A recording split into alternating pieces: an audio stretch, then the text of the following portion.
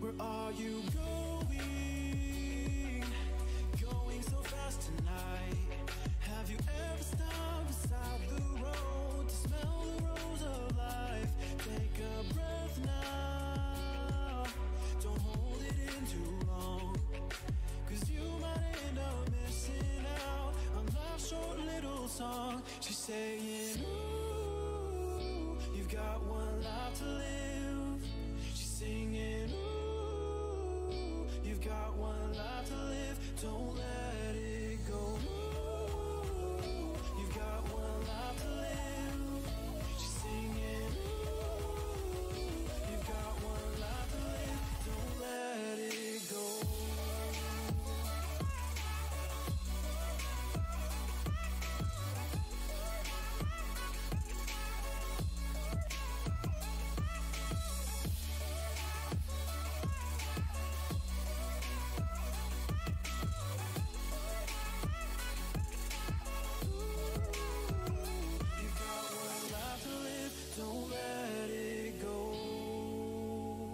You've got one life to live, don't let it go. Can you let go of it all tonight? Or will you decide to push on through and ignore the words inside? Take a breath now, don't hold it in too long, 'cause you'll find you're missing out on life's short little song. She's saying, ooh, you've got one life to live. She's singing, ooh, you've got one life to live, don't let it go. Ooh, you've got one life to live. She's singing, ooh, you've got one life to live, don't let it go.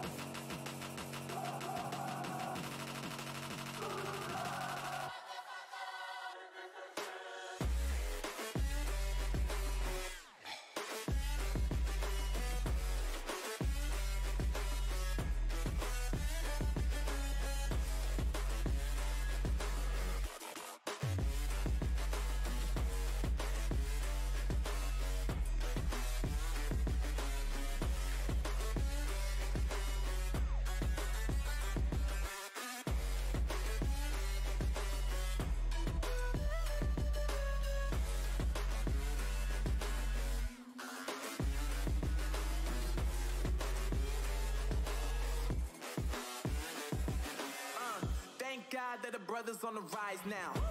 Endless celebrations all in my house. Levitating now, I'm super duper fly now.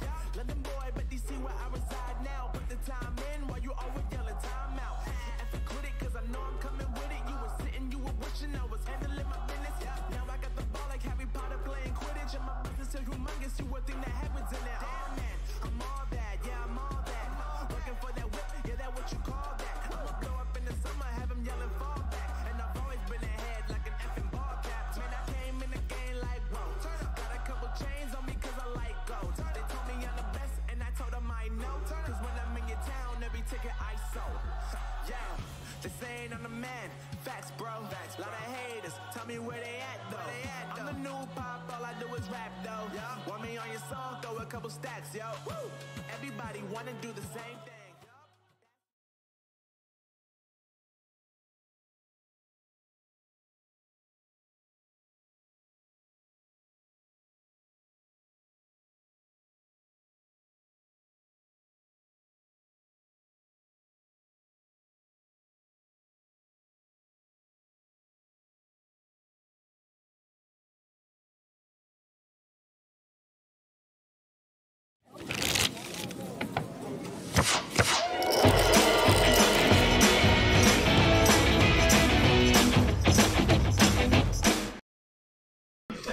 Everyone, welcome to Stones Live, a late night broadcast. Final table, 162 players and a 300 buy-in for our 30K guarantee. I'm Justin Kelly. I'm Kasey. Oh, this is Justin Kelly. Here. Boom. Substitute Justin. Refrain is in the house. Hello, hello. Hello. Welcome, everybody, to our 30K last Sunday of the month tournament. This is going to be a super fun one. I saw some familiar faces at the final table as well. I was too busy tornadoing by when I ran in just to see who's here. Excellent. I walk in, I'm like, oh, 1 minute till we go live? This is perfect. Plenty of time, right? Yeah. How we roll? So let's see, 162 players? It was a lot, 162 players. We're down to our final 9. We're going to stream live until we are down to 1. Yes, yes. Yeah, right now our blinds are at 8 and 16K. And first is 11 grand up top. Super nice. That's a really good one. Not bad for Sunday's work. Yeah. Should we get it on the table and check it out? Yeah, I think so. All right, let's see who's at this lovely table. Oh my God. First, Mr. Daniel. He's been tearing up. He's been making a lot of final tables lately. Yeah, I think it was the last one that I was on last Sunday of the month tournament. Daniel was in that one. I think he took second. Yeah, no, he's been on a tear lately. Every time I talk to him, he's just like, oh, I cashed in this week. Oh, I won this tournament this week. I'm like, oh, must be nice. Awesome, yeah. Him and Deb, right? Both. Every time. Killing it. Yeah, every time I look, it's just like another final table. It's a big problem. That's how they roll. All right, to his left here, we got Yoda. Yoda. Do you know Yoda? We've seen Yoda on the stream before, and I want to say... We do pronounce that Yoda. I'm going with Yoda until I'm told otherwise, okay, for sure. It looks like Joda. Yeah, you know, the J is silent, kind of like yogging. Okay. You know, that's weird. A confirmed silent J. So Yoda's pretty cool. We've definitely had him on the stream before. I know he's a pretty solid player. I can't remember whether it was tournament or cash, but anyways, we'll see how he does. We'll see how Yoda's doing. He's here, so that's a good sign. Bam! There we go. All right, and chip stacks, this just in literally from over the top. Daniel's at 596K. Then second in chips, oh wait, let's go down to, is that still Yoda? I think maybe, okay, yeah, so I think that right there is at 497K there for seat 2. Seat 3, we have Brandon. Have you played with Brandon before? Yes, I have played with Brandon before, some cash. Sweet, sweet. Okay, so he's sitting on about 508K. Those stacks are relatively close. Then to his left, the Mountain.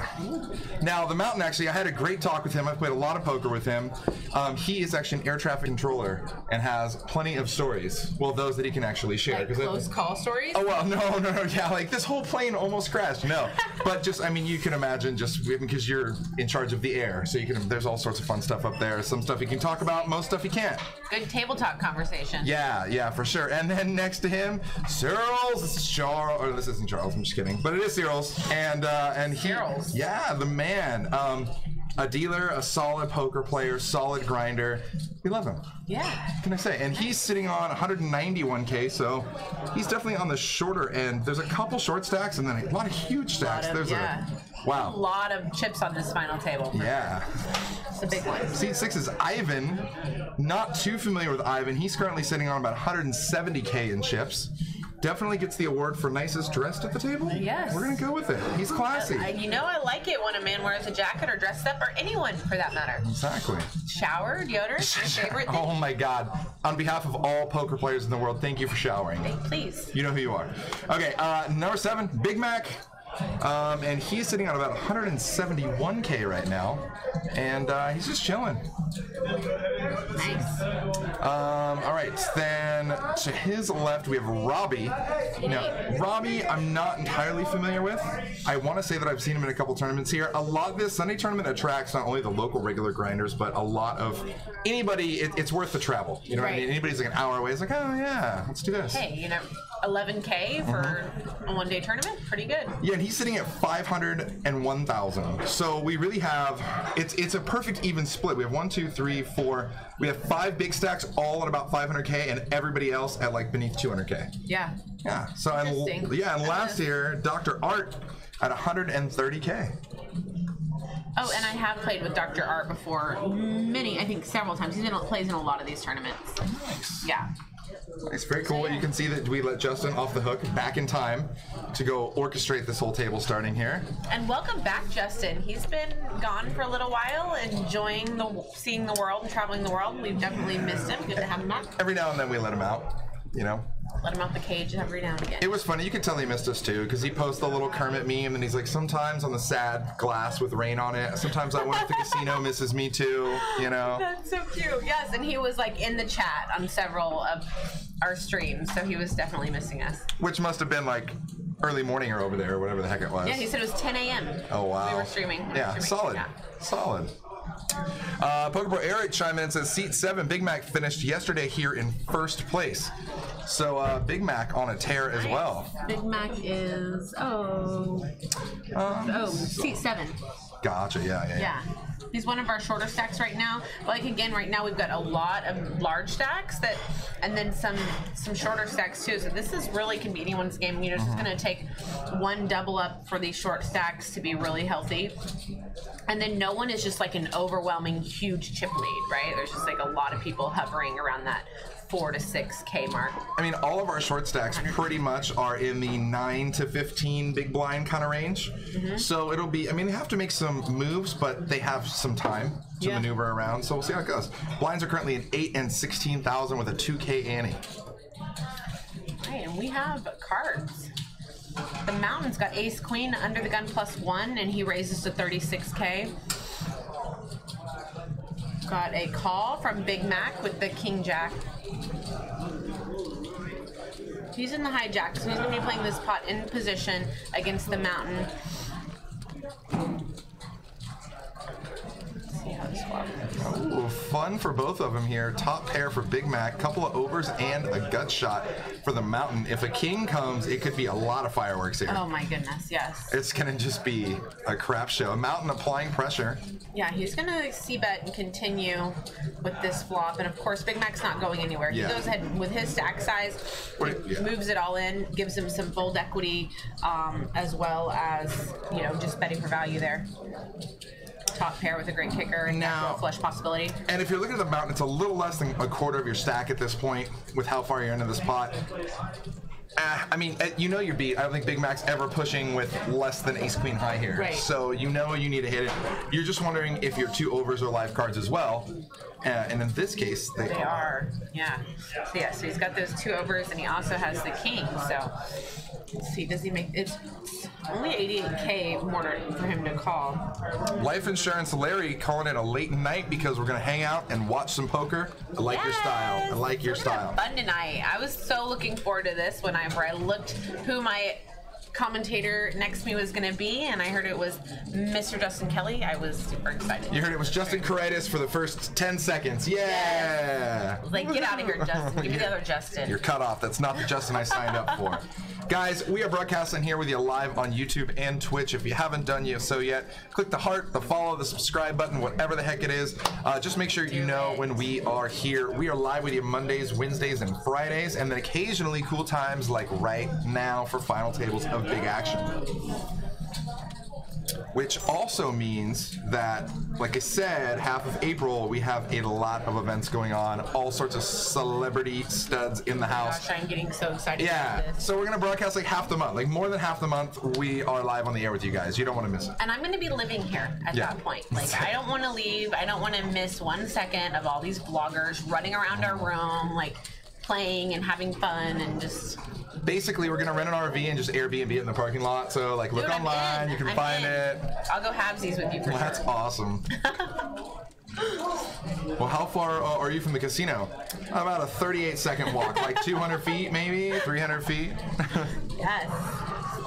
All right, and even 8 is getting over $1,000 here. So, but yeah, those pay jumps are significant. Purple Eric says, Casey, when can we expect some Veronica snowboard stories? Did you guys end up making it up there? You know what? I never snowboard and tell.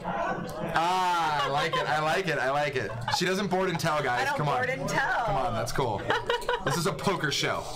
How does the chat know about this? Oh, Veronica must have been talking about it on the stream. She definitely was. Okay.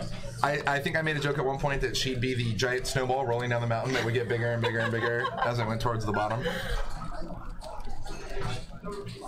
It's funny, I saw Mr. Optics in here, who's actually one of my roommates, and right as I was leaving, I was like, yeah, man, I'm out of here. He's like, are you going to a show right now? And I'm like, yeah. He's like, you know, it's like 10:30 on a Sunday. I'm like, yeah. That's how we do it. That's how we do it. Yeah.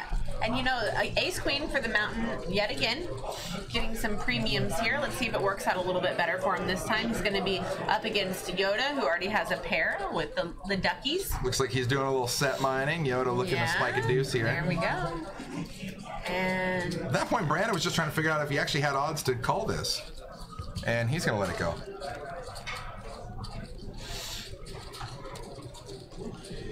no deuce, but no pair for the mountain either, so Yoda is still good here.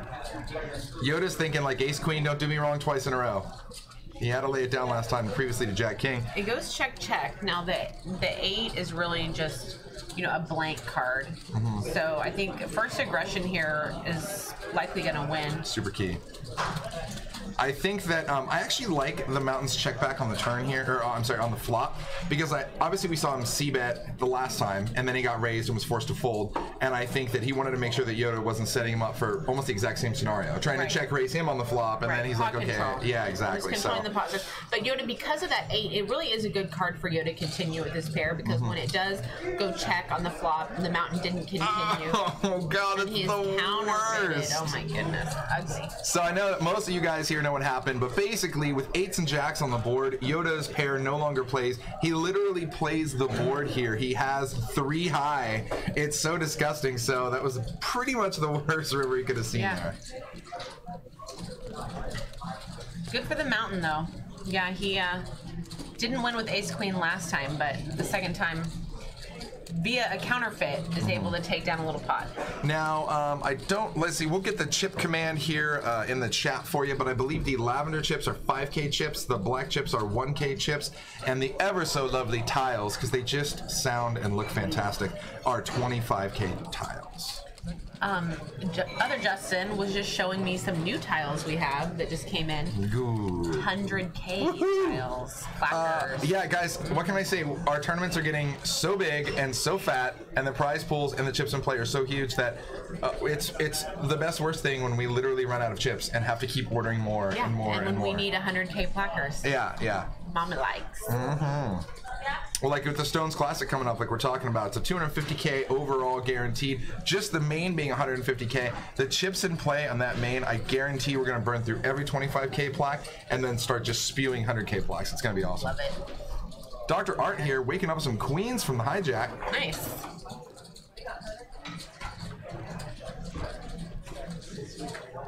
Just shipping it, getting it in. No problem with this move. I mean, you know, with the blinds at 8 and 16 having 124K, I mean, what are you gonna do? 2.5, 3x it? You're gonna call anything anybody else re-raises you with. You're gonna, I mean, it's kind of a weird stack size. So yeah. So I like the shove there. I think that's fine. Mac in the house. What's going on? Hello, Mr. Mac. Ooh, show the 100K plaques. You know, JFK, if you're listening, maybe get a picture of one of those If lovely you're listening. plaques. I see him go around here. I see him go mic check like Secret Service. Yeah, get a He's always listening and watching. yeah, get a pic of one of those plaques. We can throw it up on the stream. I'd like to check them out too. Yeah. Here we go. The $100,000 guaranteed no limit hold'em poker tournament. Running April 30th through May 6th, the Quantum. And this is the reason we ordered the 100K tournament. Last time we had that Quantum was so big that we needed those 100K plackers. Now we have them. Yeah, Quantum is a blast. Basically, they take like top 10% of the field on the $120 buy-in ranges. Then they take top 20% of the field on the $240 buy-in ranges. But if you double cash and make multiple day twos, you auto cash 900. So, Oh, nice. So I mean, it's if so you play multiple days? yeah, and you make it to day two multiple days, your second cash is worth 900. So if you're just barreling $120 flights, there was people last year who had 2 or 3 multi-day cashes. They barreled $120 flights. They got to keep their biggest stack out of one of them, and the other ones just auto cash 900, 900, 900. So they were in like, they won 2K before they even like free rolled day two. What? Yeah, So you can win multiple 900s? guys, this is why we do what we do here. Yes, and for 120 too. It's like sick. It's not a cheap cash for 120 to 900. It's rad. Wow. Good knowledge to have. I'm going to be in that one. I hope I'm not coming yeah, it went from like, okay, well now I'm gonna barrel every flight every day. Cool. Ace 8 versus Ace 8. It's going to be a battle of the minds. Raised to 39K by Robbie. He's under the gun +2. Yoda's in the cutoff, and he's going to call for 39K. So he's going to be playing in position against Robbie, but they have both the same hand. So let's see how this plays out. Generally, having position is going to give you an advantage. Robbie is the one who let out, though, so he could c-bet here and possibly take it down since Yoda didn't hit anything. Let's see what he chooses to do, what range of hands he's putting Yoda on. Yeah, oh my god, we get to open them nice and fresh. Looks like he is cutting out a c-bet. He's going to continue his story here that he has a made hand or a premium hand. And I think it should work with this flop. Robbie is thinking he could either be up against a better ace or already a flopped pair with that board king-queen. It's likely that a king or a queen is in Robbie's range. And so he's just going to let it go. Yeah, absolutely. Any 2 paint cards, I mean, I'm going to give him credit there. You're not trying to get out of line and defend with ace 8. All right, guys, this is it. The 100K stones plaques. We can definitely tear these open right here. Go for it. I know, right? Seriously, this is a precursor. Is that a million? No, is that a million chips? Is that 20 plaques? Oh man. Oh my goodness. Just listen to the sound, guys. That's the sound you want to hear. That's plaques and money just dumping it. Or literally just dumping plaques. Just throw them. Be the first one to Awesome. touch them and break them. So I'm just gonna pocket 2 of these for later because I'm really Yeah, me too. We haven't even played with him. I'm gonna bust it out in the very beginning of the tournament when everybody stacks size like 10K. I'm gonna be like, oh, this was what they gave me. Is this not a big deal? I love it. Let's see. Is it a rebuy? They say. Is it a rebuy? This one, the Quantum. Yeah, I believe you can enter each flight at least twice. I don't know. But yeah, it's the Quantum is fat, and it doesn't really matter with like 2 flights a day. Even if you bust and then re-enter and bust, the other flight's probably just getting ready to start. So yeah, just come and play. Yeah. Can I still buy in? That's good luck. I mean, for this tournament, I don't think. Yeah, though I've asked the players if you buy in for like 5K right now, they probably let you buy in at the final table. Ace Queen's going around everywhere. Big Mac's got it this time. He's under the gun, and he raised to 50K. So it's like a little over a 3x bet there. Yeah, the 162 total players up there, that is total entries. So even if one player re-entered twice, that would count as 2 different players there. So that is how many total buy-ins were shot into this tournament. And if I was playing, there'd probably be 100 players, and then 62 of the rebuys were me. Gamble. So Have to take first in order to profit. Oh my god, it's the worst. And have you guys ever done that? Chime in the chat where you guys buy into a tournament and maybe it's something to rebuys or add-ons or all sorts of fun stuff, and you realize that pretty much you have to get like top 4 to break even, and you're like, I immediately regret this decision. I just was reading about this happening to Fedor Holtz. Oh yeah. He like made a bunch of 100K, I think it was 100K tournament, and he like went in for it 6 times. He bought in 6 times, rewrites it 6 times, and he was going to have to take 4th in order to make any profit at all. But he's Fedor Holtz, so he does what he wants. Yeah, I respect the hustle. It's solid. He just retired now anyway. He just plays for fun. All right, Daniel waking up with Ace Queen here. Again, Ace Queen is everywhere, every hand. Yeah, it's right? Ace Queen all day. Ace Queen will be the hand of the night here. It is already so far. Like this, so he raised to 44K.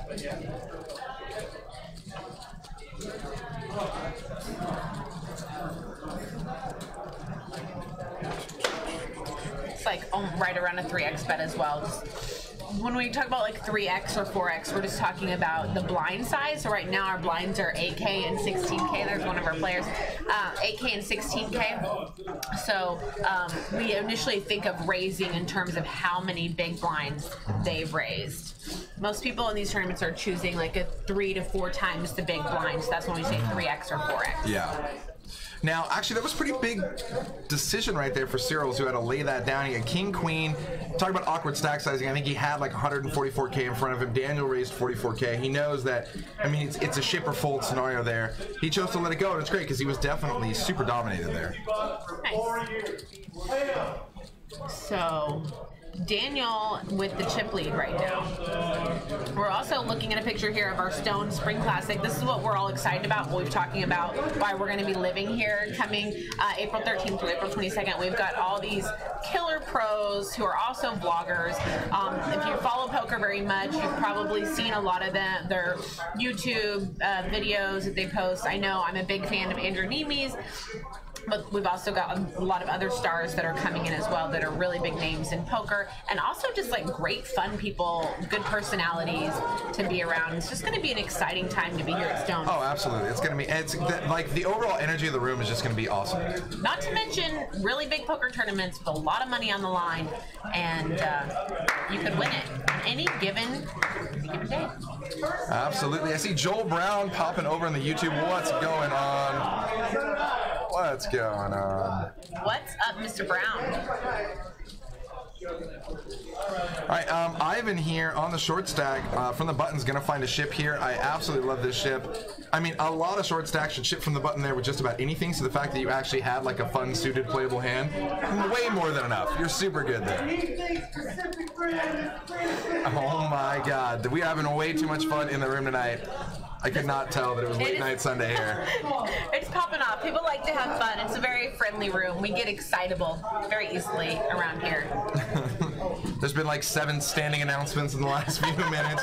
This guy owes me $60. We're like, all right, man, yeah.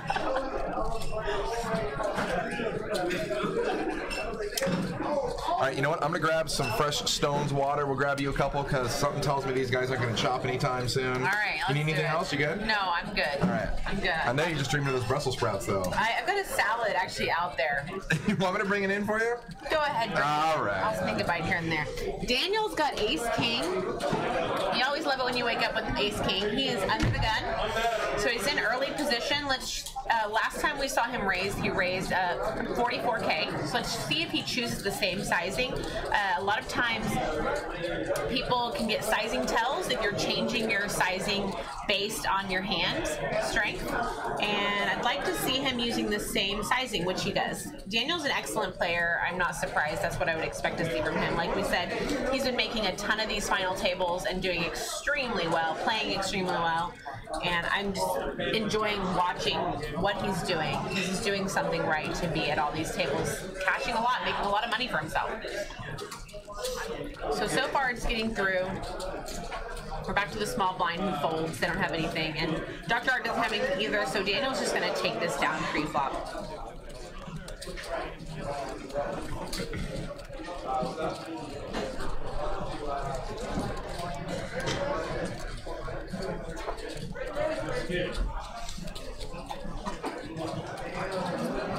Hey, Poker Bee!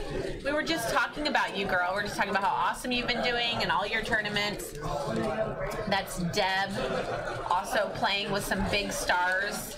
We need to be hanging out more often.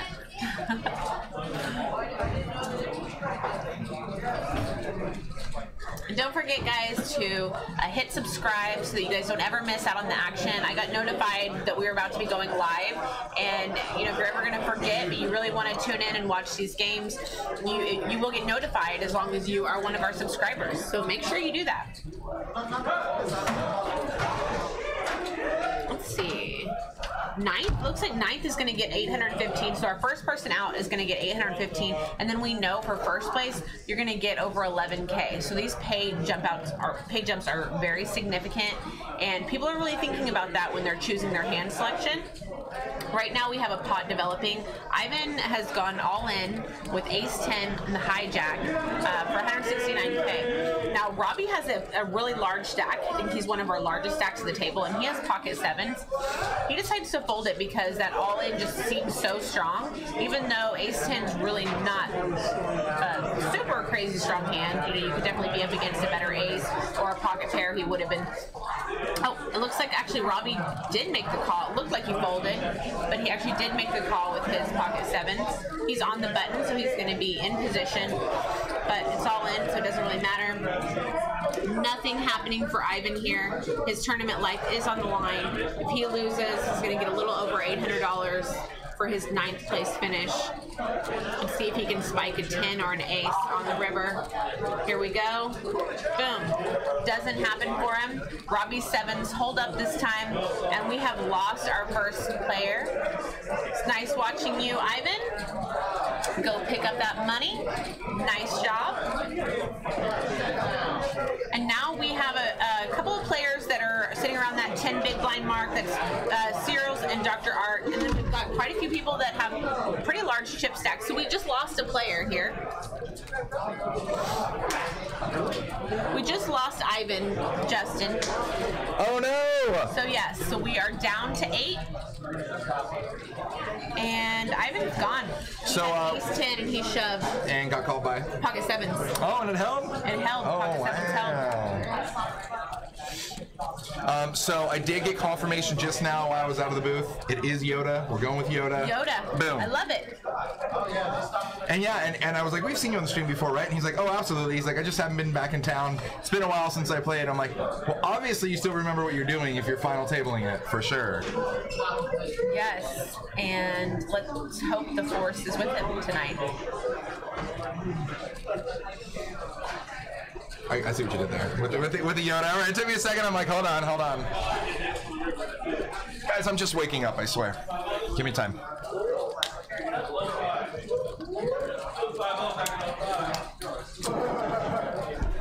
right. Yeah, I played with Dr. Art a few times, and he generally plays pretty conservatively. Right now he's on the button, and it looks like he's considering a raise because it's been folded around to him. He knows that he likely could pick up a pot there with some aggression on the button. He's in late position. He'd be playing a pot against 2 players out of position. However, you know, it is Daniel that's in his small blind directly to his left, and that's definitely not the best player that you want to be battling all the time, because Daniel's an excellent player, even out of position. He's definitely not going to be afraid to fight back, and that's why he does go ahead and just lay it down, which was smart because Daniel actually had a pretty decent holding with ace 9. And Yoda's going to find, ooh, look at this, it could get fun here. Yeah, so Yoda finds a call, check this out. Yoda flops open-ended. Daniel here with the ace, but if a 9 peels, it could be super fireworks. That would make top 2 pair versus Yoda straight. But Daniel's going to make him pay to get there for sure. Let's see, pot's at 94K. He bets 52K. Quick call by Yoda. Oh no! Look at this setup. Top 2 pair to the straight. Oh, any worse. Ship, snap call, boom. Yep. And Daniel's gonna take a huge hit. He hates to see it. It's literally like the only hand. He needs to catch an ace or a 9 now. We can see one of his outs are dead, so he's got 3 outs to boat up. That's just one of those cooler spots. Yeah. You know, there's nothing you can do. No one's ever getting away from it in that spot. No, it's impossible to put him on 5-7. Give me either of those hands. It's a ship call all day. All day, yep. All day. Only way you're losing there is a flop set or a flop straight like that. and it's just very rare for it to go down that way. Luckily, Daniel had built himself up a nice big chip stack, so he's still going to be in, but definitely painful for him when you worked that hard to gain all those chips and then you see them being shipped. But if anyone can get himself together and get rid of that tilt and just bounce back and still win this tournament, I would say it's Daniel. Oh, absolutely, absolutely. What a setup! Yeah, I mean, you know, the second I saw that board, I'm like, ooh, a 9 would just be just oof. And there it is, Bink. The perfect card. Yes, the perfect to give us that action, that pain card that we all love to watch the pain. And you know, you're talking about Daniel. Daniel has a really good sense of where he's at in the hand. At any given hand, he has a really good sense of putting other players on range and really making some pretty good calls or some really good bets in kind of unconventional spots where a lot of players would just kind of maybe be meek and maybe go into check fold mode or just kind of passive. He's solid at applying the pressure, which is why he ends up, you know, making a lot of these final tables. Yeah, I think he's really great at putting players on a range of hands and playing, not just playing a refrain, but like you were saying, he's not afraid to do that second and third barrel if he feels like it's justified. He can tell by the story someone's telling that maybe they just have a draw. He's going to keep applying the pressure, which I really like. Poker, be in the chat. What is going on? We were bragging about you earlier and how you just can't stop making final tables. It's a horrible problem to have. Yeah, she says, actually lost 2K in a hand. I flopped straight and you runner boated me. Fun times. I just need to stick to tournaments. You are all good in the tournament department. I mean, she was at another final table this morning of another 200K guaranteed tournament. Like every freaking day with this one. Now the mountain raises, he's under the gun and he raises to 38K with his pocket deuces. And, you know, I really don't mind that that raise here. Sometimes you want to raise with your small little pairs just to balance out your range so that you're not always just like limping or mid-raising and trying to set mine. You're still set mining, but you're telling a little bit of a different story, and I like to change it up here and there. Now look at these hands. This is fun. 2 pocket pairs, 2 random overs. Oh, wow. This is actually... So this could get... I think Robbie and Daniel are kind of checking out here on this board. But the mountain, even though he's technically behind with the under pair, is open-ended as well. So it looks pretty cool. Now, this board's really coordinated for Brandon's 8s. There's a lot of draw-happy hands that can easily just end up sucking out on you here. So we'll see how this goes.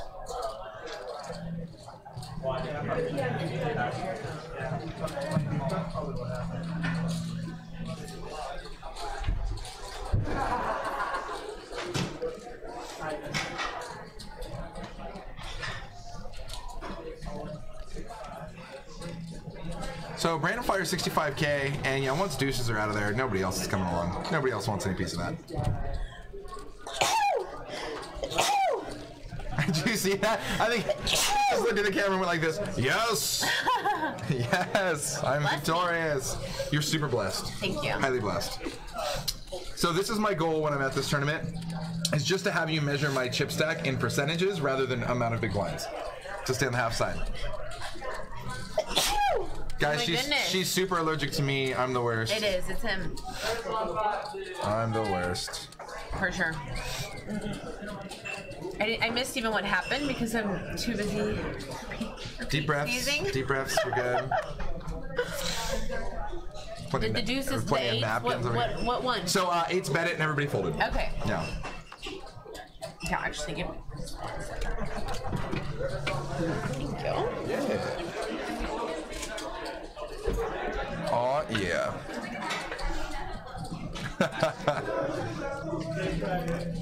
All right, so Dr. Art here, Ace-7 suited, shipping it, getting it in. Daniel here, Jack-8 from the cutoff. He's going to lay it down, as is Yoda. Only 2 more players to get through. Brandon with Deuce-3 suited. It's fun, but I'm not trying to double up all ends with that. And this should be an easy fold. And Dr. Art, he's 2 for 2 with the ships. Nobody wants some. Once again, you guys are watching Stones Live. If you guys haven't done so yet, follow, subscribe, click the heart button, all of the above. We're here with you all the time, at least 3 times a week.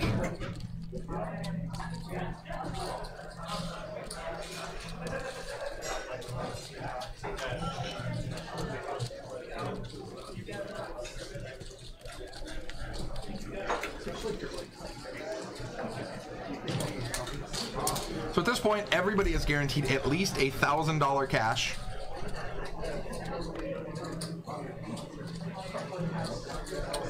Robbie with jacks. Our healthy big stack at 700K here. Pot's 40K already, 16K to come in here for Robbie. And he's reaching for plaques. Let's make it, what is that, 35K? So, oh, 40K, okay, solid. So a little 2.5x raise here.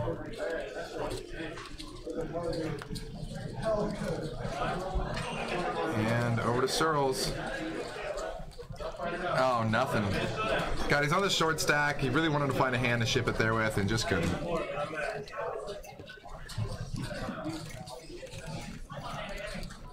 Max says, Justin, you have a good job sitting next to pretty ladies and getting paid.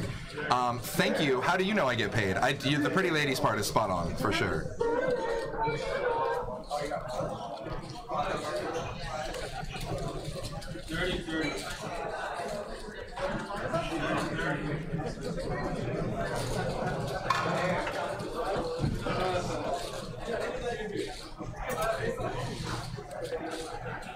These guys are in it to win it, guys. So the tournament started at, I believe, 11 a.m. this morning, which means these guys are just about the 12-hour mark of the poker grind. The poker grind is real. If you're gonna play like these deep one-day tournaments, you have to be prepared if you're gonna go all the way down for a solid like 12 to 15-hour session day of poker.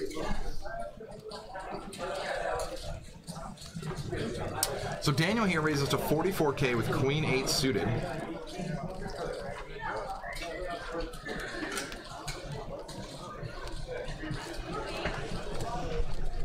Wow.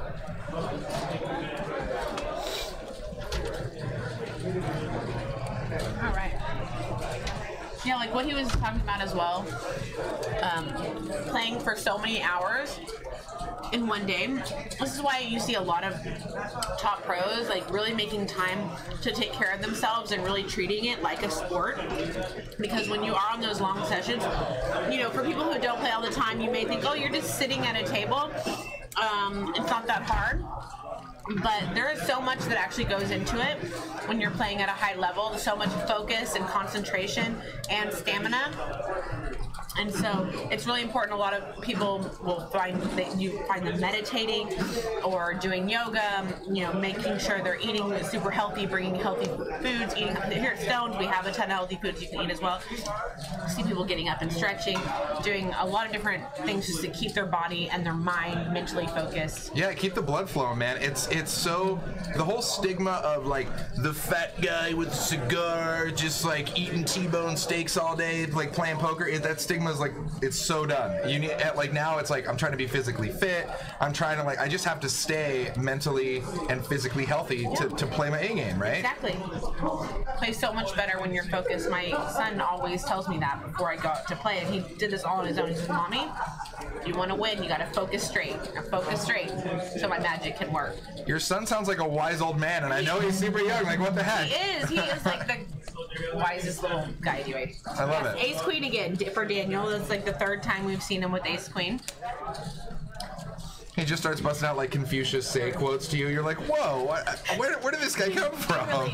He really does. That's awesome. Kid's a little bit crazy how smart he is. Old soul. I have a really young, when my niece was, God, I think she was like 3. I was like, hey, let's, you know, they call me Uncle Choo Choo for train and stuff, and so I was like, hey, let's play this game or whatever. Some little board game or whatever. She's like, no, I don't want to, and I'm like, come on, it'll be fun, let's play. And she's like, no, I don't want to. I'm like, come on, you'll like it. And then she looks at me and says, respect my no, Uncle Choo Choo. Kids these days it's like a whole new world. I'm like, how old are you? Who said that? I love that she just told you to respect her no. For a young female, finding her voice like that, yeah. it's a beautiful thing. She's a life crusher already. I love it. Yeah. I was like, did you just, wow. Okay, you win. We're done here. That is the awesomest thing I've heard in a while. Yoda has Ace King of Clubs, under the gun +1. He raises to 47K. Trying to keep track of their raise sizes. I know our blinds are going to be going up here soon, but I just like to see who is keeping a standard size in here. Dr. Art is thinking about it. He's in the big blind. He's already got some money in the pot. he's considering making a call here, but he does have a 3-gapper, which I definitely don't really like playing 3 gappers, even if it's suited. 3 to 4 gappers are not very good on your charts. And what I mean by a gapper is how many cards are in between. So you have the 5, 8, 4 of diamonds. You have a 5, a 6, or a 7 that are keeping those cards from actually being connected. And so it's much harder to make a hand or flop a straight. You have to have like the perfect cards if you are going to hit a hand when you have a 3 or 4 gapper. Good fold. Absolutely. So guys, we are on a 10-minute break. Blinds are going to be going up here, and yeah, we're going to let these players breathe for a minute. They're probably going to go outside and do their stretching. Yeah, all the above. Yeah, once these it comes around our payouts, I'd like to go through each payout. So I know 8th is 1,000, 7th is 1,296, and coming around here in a minute we'll be able to see the rest of those sizes. But definitely a lot of money up for grabs on this one. We had a total prize pool of over 41K. It was a 30K guarantee, but we almost always get well over that mark. Yeah, absolutely. And you'll see that the page ups, I mean, they get pretty aggressive right now. So there's a term called laddering up, right? Yeah. When you can basically sit there and watch one player knock out another player and you make more money, yay, you're climbing the ladder. So laddering up is cool. It doesn't mean necessarily as much in some of these earlier spots. Like if you're a short stack and you know you're probably not going to last much longer, the difference between like, okay, 8th and 7th, right, is 1,000 to 1,296. That's cool. But look at the difference. Now we're talking in between 4th and 3rd or 3rd and 2nd. I mean, now we're talking multiple $1,000 ladders there. Yeah. So yeah, you definitely want to see if you can hang on as long as you can. But it's weird. People take a different approach to this game where some people just play to kind of ladder up and make the next couple bucks, whereas other people are like, I'm not playing for 9th. I'm not playing for 10th. You're playing to win. Yeah, I'm gonna take the extra risk in this big pot because I know if just my implied odds are if I stack this pot, then I'm in a way better chance to take down the whole tournament. Right, and I feel like players like that, they may oftentimes lose more tournaments. They bust out early, but they're also going to be at more final tables with really healthy chip stacks. So you've got to be willing to take that risk, and that's where having a good sized bankroll is important, because if these people are, playing a little bit out of their means, or they don't have a lot of money to work with, then that's when you're going to see them playing way more conservative and just trying to get to that cash, whereas other players who are really have been smart with their bankroll are going to be going for that first place prize each time. And why they may bust out a few times, you're going to get see a lot of final tables and taking those tournaments down. Yeah, just ask Deb. That's why she's hitting all these final tables all the time. So this is what we're talking about. Quantum Saurus Rex here, guys. Boom. It is awesome. So this is what I was saying. It starts Monday, April 30th at 10 a.m. It's a $120 buy-in. You get 10K in chips. There it is in the middle. And then every day after that, May 1st, May 2nd, May 3rd, you all have the same 2 flights a day of this $120 mess. Now, this is what I was talking about, because when you multi-cash, you automatically get $900. That is amazing. Right? Which means that last year, and this is what I totally didn't even put together last time we did this, is that all the real guys who are crushing and making money in this tournament just keep barreling these $120 each day. Yeah, two times a day. Because why not? I mean, I'm basically 120, and bare minimum, if I make it, I'm winning 900. Yeah, sweet. That's awesome.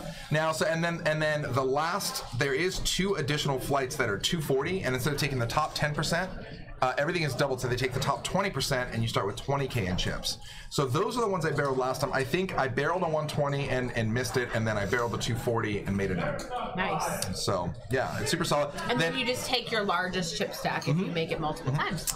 And then all of this culminates on day 2, Sunday, May 6th. And this is where it all comes together, guys. On day 2, on Sunday, May 6th, if you want to direct buy in, you can direct buy in to day 2, and guess what it is? 900. 900. Duh, which is where the 900 comes from. And that's fat. I mean, like, we had, I think last year, JFK can chime in. I want to say that the $900 buy-ins, I was like, oh, you probably won't get very many of those. I think we got like 30 or 40 $900 buy-in guys, like on day 2. Just straight buy-in in. Straight in. And what chip stack do you start 100K. with? 100. Dang. Yeah. Nice. I would say 100K will probably be close to the average stack of the finishers of a lot of these 10K in chips days. Right. I think probably in the little light side on the 20K in chips, but it all really balances out real nice. This quantum tournament's a lot of fun. So it's gonna be a great one. Yeah, definitely come. I mean, even if you're not like come from buying at the 900 level or something, come fire some $120 bullets because I definitely will. If I'm not commentating that final table, then I am going to be in the game for sure.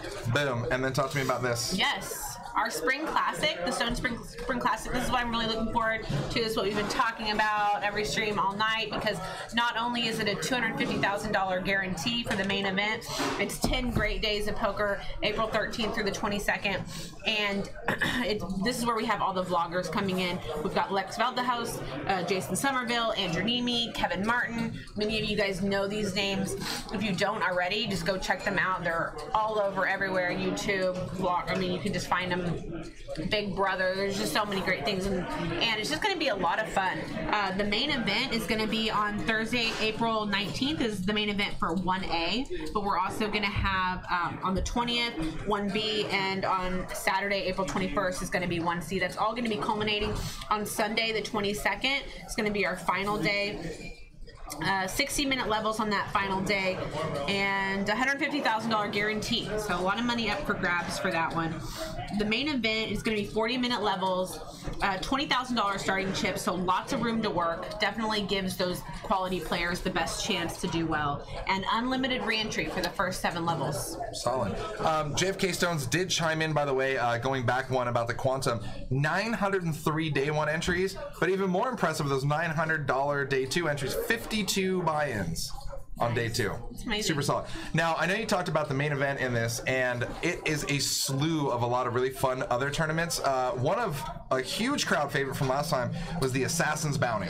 And the Assassin's Bounty is super cool. It's your normal bounty tournament. Every player you knock out, you get a bounty chip. I believe it's worth $100. But plot twist, you can actually trade it back in for chips added back to your stack, and then that $100 goes back into the prize pool.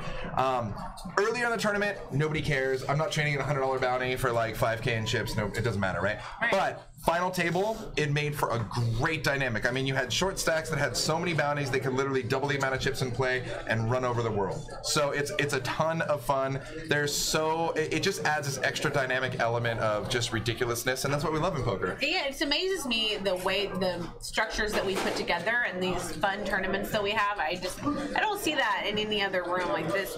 So many different varieties of play. And speaking of varieties of play, this chip amplifier, kind of similar in one way, I guess, to the Quantum, but basically they're all of these levels. You can buy whatever you like. If you like playing at the $550 level, you get 60K in chips. So this is what I did with this one last year. I did the $120 level, right? And it's just throughout the day, right? You can just pick out. So 120, fire it. If you get lucky, if you go on a tear, that's great. For me, I got kind of to that point where I was a little short stacked and they were just about to kick into that $550 buy-in period. So I did a little gamble. It did not work out. But the $550 buy-in, 60K in chips, they put me at a table. I was chip leader of my table. Nice. So it was like I would just had this complete fresh start to this tournament that I've been playing the whole time, and I felt like it was a brand new tournament. I'm already coming in late to the game in a good way. So yeah, it was a lot absolutely. of fun. And if you're coming into that table as a chip leader, it gives you such an advantage to be able to take down a lot of pots and just use the power of your being a larger stack at the table. So I think the 2 most popular kind of tournaments we've had going on is the Assassin's Bounty is one. The other one's Win the Button tournament.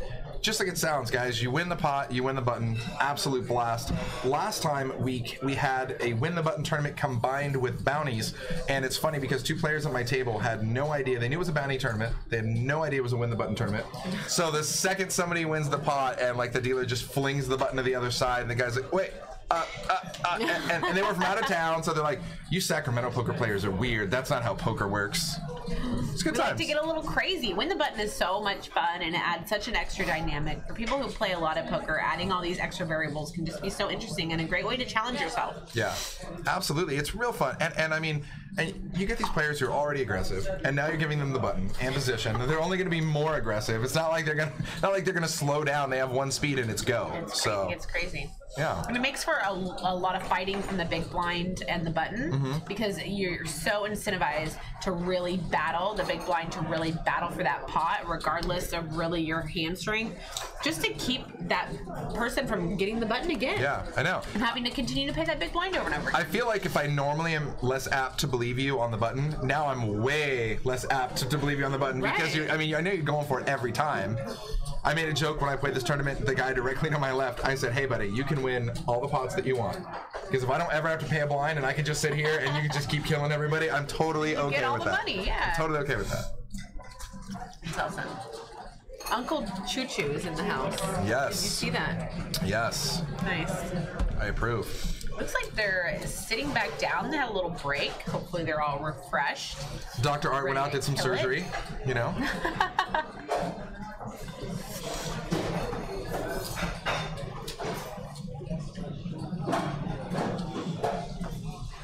So I like to do a little gamble when we're in the booth for these last Sunday K tournaments. Go on. I'd like you to choose your first, second, and third.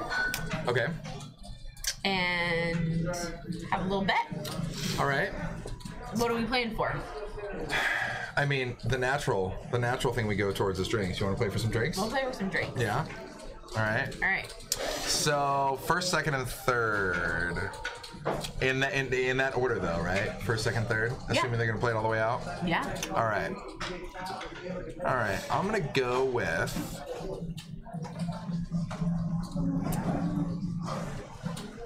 Seat 1 for first, seat 4 for second, and seat 2 for third. That's what I'm gonna go. Okay. So I'm going 1-4-2. You're going Daniel, the Mountain, Clinton. Yeah, that's the route I'm taking. All right. Like it. I like it. And normally I'd want to throw Cyril's in there, but he's just too short stacked for me to make that call yet. I need him to double up first, and then he could be a contender for me. Yeah, I would almost like to take Dr. Art, but he's extremely short stacked, so I don't feel super comfortable taking him either. But I've seen him play, and he does really well as well. And I'm going against the grain here because Robbie right now I think is our resident chip leader, I think. We'll see. Yeah, I think you're right. Somebody who won that huge pot against Daniel. It was Yoda. That was Yoda. Yoda won that big pot. So Yoda, I think, had over 700 chips after that. Yoda's he's got exactly 700. So Yoda is actually got. Robbie's not far behind. Robbie's at 700 too. So. I just don't know. Oh yeah, I just don't know that much about Yoda. Do you know very much about him? No, not a whole lot. I just know that when he put in the stream a lot, and he was pretty consistent player. You know, and it's funny because I think that sometimes when you take a break from poker and you come back to it, you come in feeling so refreshed, and the game is just. I feel like it's more clear. Yeah. And you just like, oh, this game. Of course, this game's how this works. You don't have anything. I'm gonna float. I'm gonna raise. You're gonna fold, and on to the next one. You know. Right. So.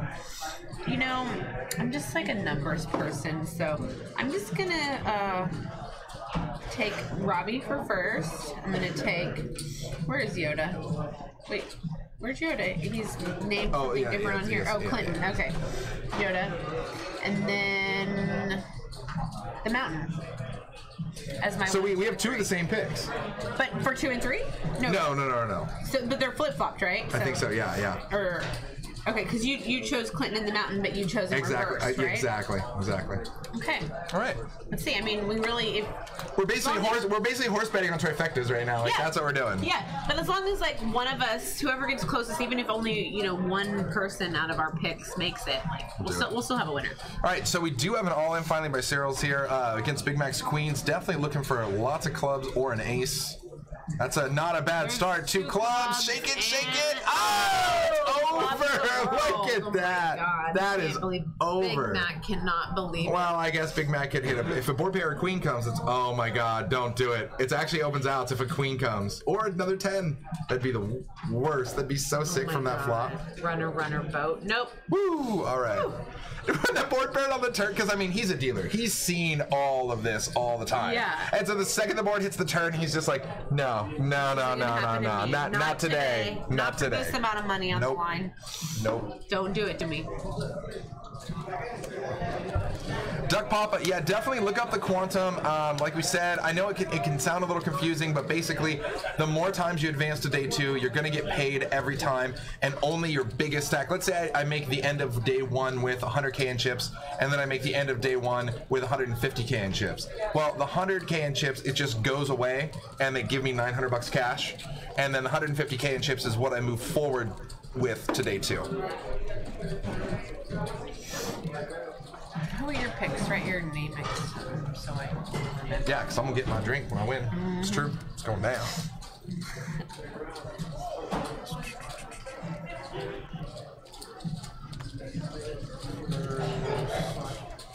So our blinds did go up after the break.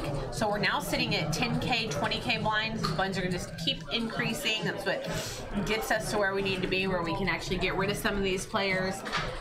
So the raise sizing has changed. I saw somebody was choosing about a 65K as their opening raise, which just a little over 3x there. And so yeah, Dr. 3K Art. antes as well. Dr. Art's shipping it again here. This is his third time that I've seen shipping it. He had queens, he had ace random, and now he's got sevens. And every time, nobody wants a piece of the doctor.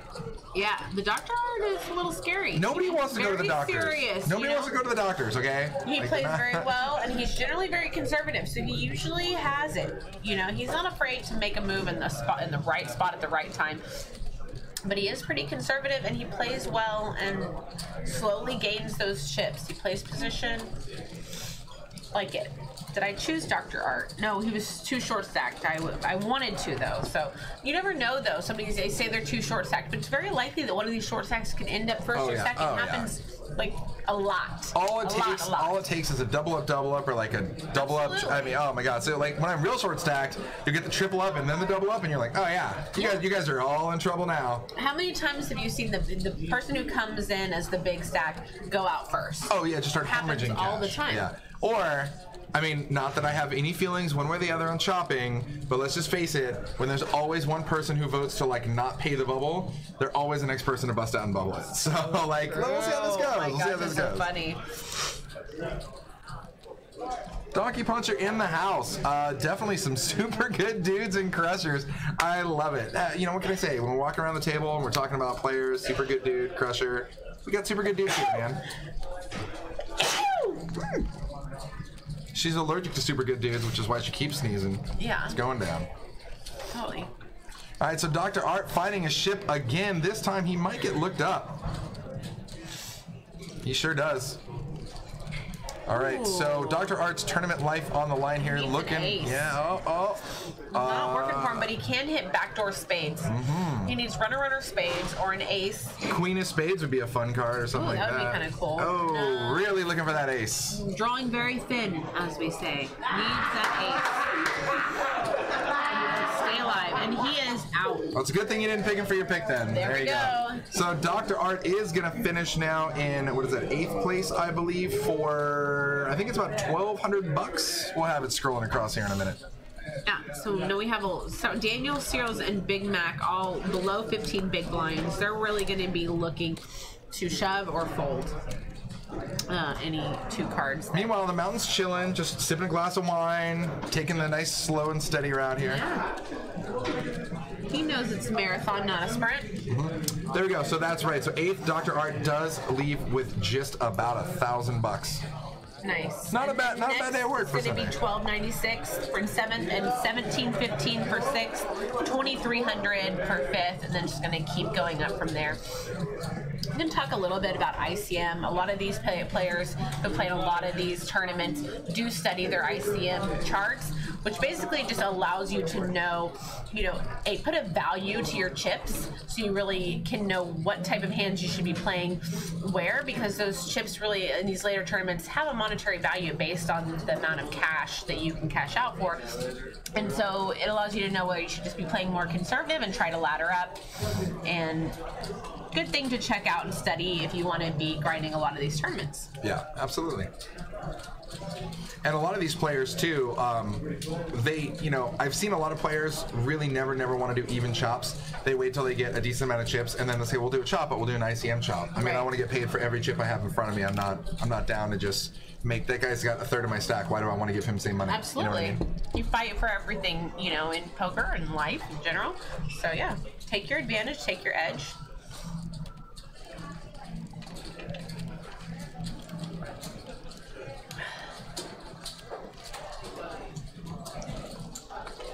So guys, if you're just tuning in, this is Stones Live. This is our last Sunday of the month tournament. We are absolutely down to the final 7 super good dudes and crushers. That one was for you, Donkey Puncher. And yeah, its blinds are 10 and 20K right now with a 3K ante. Average stack being just about 460K. Doug Papa's right. He says I need some Benadryl. You're super right. Like I'm like actually getting little hives and then you start and just on like, me, and I'm sneezing. I mean, it is Justin that I'm allergic to. I know. And she's gonna fall asleep on my shoulder and I'll be like, "Don't move, don't wake her up." And I'll wake up and I'm gonna have a hive all over my face from having been allergic to them. Solid. Ace Queen again, the hand of the night. Big Mac has it this time. He's all in because he's short stacked. He goes all in for 133K using the big blind. Daniel, he has King 7. It's 77K to call. It looks like he pre-flop raised under the gun 1 with King 7, which is kind of a strange choice there. Yeah, and if Daniel had a bigger stack here, it'd be if he had like in the 400 or 500K range, it's probably a quick, easy call just to see if he can bust out a player if it's only 77K more. But being that this is, I don't know, 40% of his stack, not a huge fan. Also, in other news, I just realized in the corner that my name has been changed to Uncle Choo Choo, so Lord only knows how long that's been there. I called this out earlier. Is that what you meant by that? Yes. I thought, because somebody else in the chat was saying it. I had no idea it was up there. I said, Uncle Choo Choo, huh? Oh What's that about? I know. It's the worst. Respect my no, Lance. All right, men deserve their no respected too. You just hear it less often. All right, so far, Big Mac will stay alive here with a queen on board. Daniel looking for a king and king only at this point.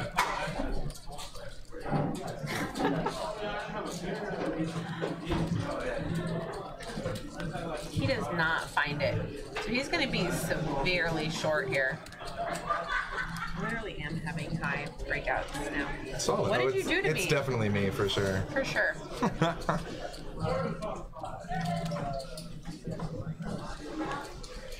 All right, so he did make the call there, and that is going to double up Big Mac over there.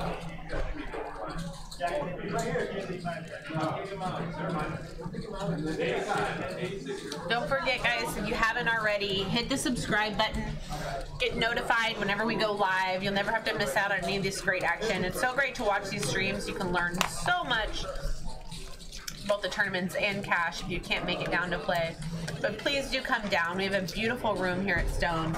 Great food. A lot of people just come to Stones just to eat the food. It's so excellent, but it's also extremely friendly. Mr. Choo Choo is always here. No, it's Mick Choo Choo.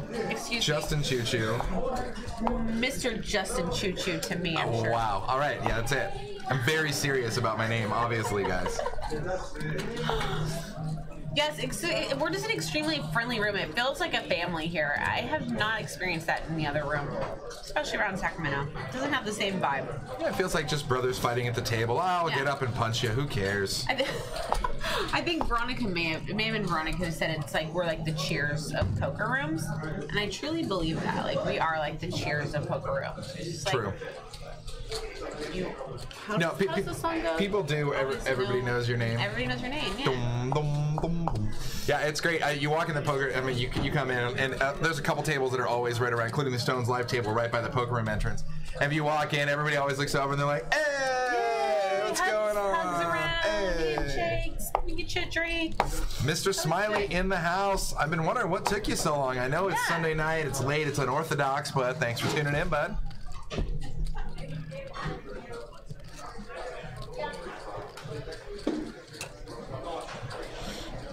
Okay, Cyril's got ace-5. He's on the button. He raised to 55K. I like this because it was folded around to him. He's got an ace in his hand. He needs to make a raise there, put some pressure on these blinds, and just pick up an easy pot. And he does. Vocal Terror says, "Good night to Choo Choo and Hive Girl." You are the sweetest, Vocal Terror. You're the sweetest. So Daniel is our short stack. He only has 6 big blinds. Not looking good for my pick of first right now. Yeah. And when, so what drink am I gonna buy you when I totally whiff the next? Ah, yes. Oh, you chose him for first. I did. I did. Can I take a mulligan? Can we? No, we can. Oh, you want to buy out already? This was before he started raising with King 7 under the gun. All right, they have nothing a little here. bit unorthodox. Maybe he was tilting a little bit. Yeah, because he was in early position to be making that raise. But I can always ask him about it later. He usually has some explanation for his choices. Brandon's got Jack 9 of diamonds. He folds. Really talking a lot about playing your position in a lot of these pots because so many players at this point are playing extremely conservative, and if you have it in you, you can play position, play more pots from later position, and put some pressure on those blinds if you have the right chip stack to do it. It's how you're gonna build yourself a nice stack, take down some easy chips, some easy pots, and build it up. King Queen for Robbie here. He's in the small blind. It's really good. Mac didn't decide to get like crafty on the button now and try to make a move with Queen 3 suited. If everybody folded to me and I just doubled and I was Mac, I might try to make a move there, and I'm really glad I didn't because Robbie would have probably 3-bet me and I would have cried and ran away really quick. Right. So Robbie chose a 2.5x raise there. He raised to 50K. A little bit on the smaller size. 2.5x is actually pretty standard in a lot of these tournaments, especially earlier on. People just trying to control the pot size, keep it small, and just play smart, play post flop if they believe they're one of the better players at the table. And there are definitely those mix of players who, you know, okay, I mean, you see almost people who are afraid to play post flop, so they just like, okay, I'm just gonna ship it and hope everybody folds. And there are other players who, and you see this a lot too in our cash games with the Heartlands and everybody else.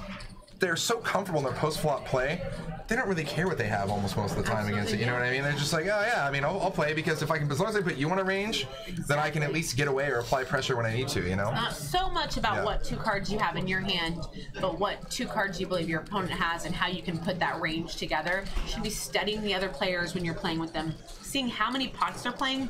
You can really put them on a percentage, and you can start to classify them as either an aggressive, a loose aggressive, a tight aggressive, various styles of play. And from there, you can put together hand ranges also based on their position, various other factors. And real quick, guys, I'm not tuned in. I see some weird chat going on the YouTube side. Let's just go ahead and say that half the crap I'm reading there is wrong. So you guys are just tripping, and we'll leave it at that. So Yoda is our big dog at 806K, followed by Robbie at 750K, pretty much.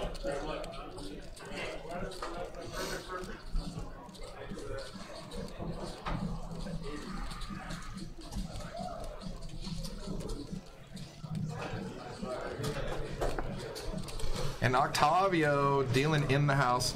You know, the only thing I get kind of bummed about when we stream a final table of tournaments is that we don't get the luxury of doing a fun bomb pot every time there's a dealer change. I really enjoy that. I really enjoy when we do bomb pots in the cash games, but obviously we can't really do that in the tournament. Not in a tournament.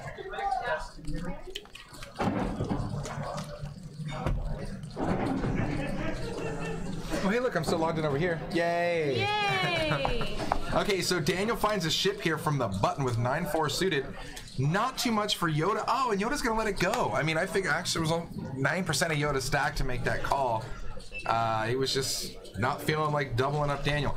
And this is funny, so I see players kind of see both sides of the coin sometimes where Daniel ships it and it's not too much for somebody else to make the call.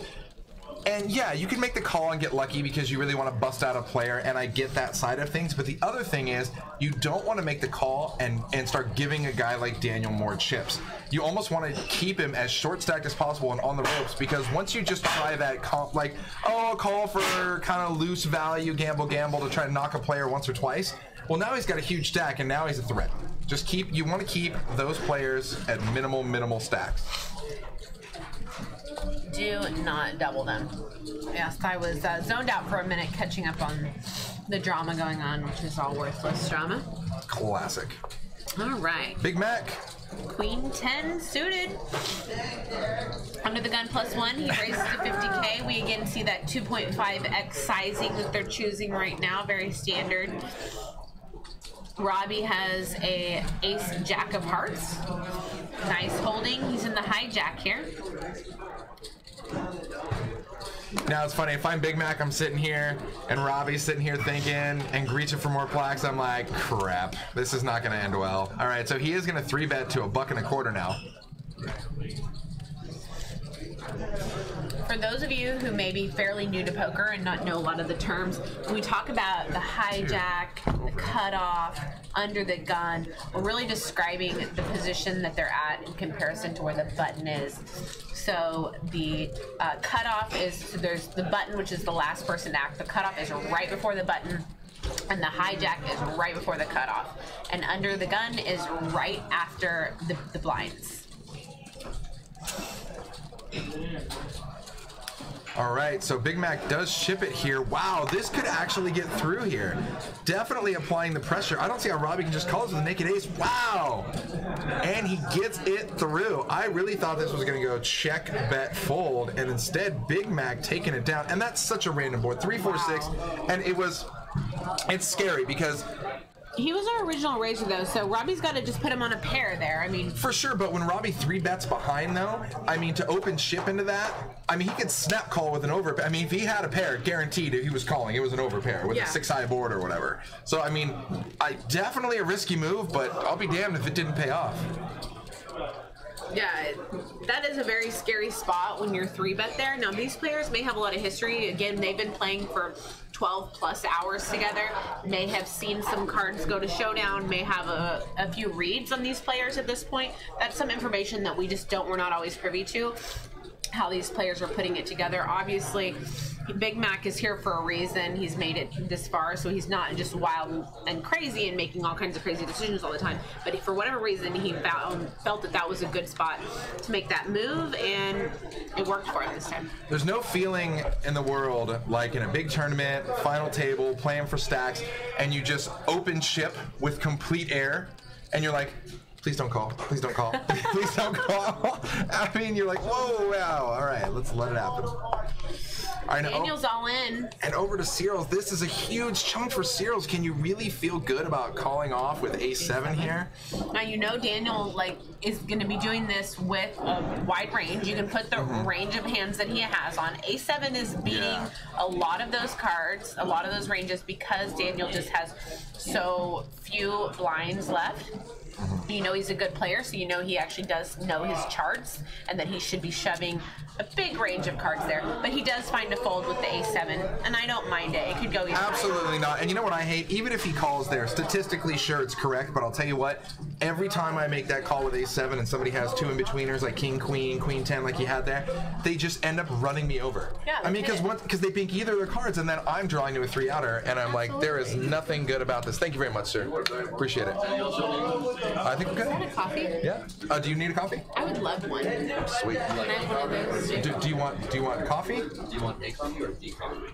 Oh, just a coffee. Okay. A little cream, thank you. Thanks, homie.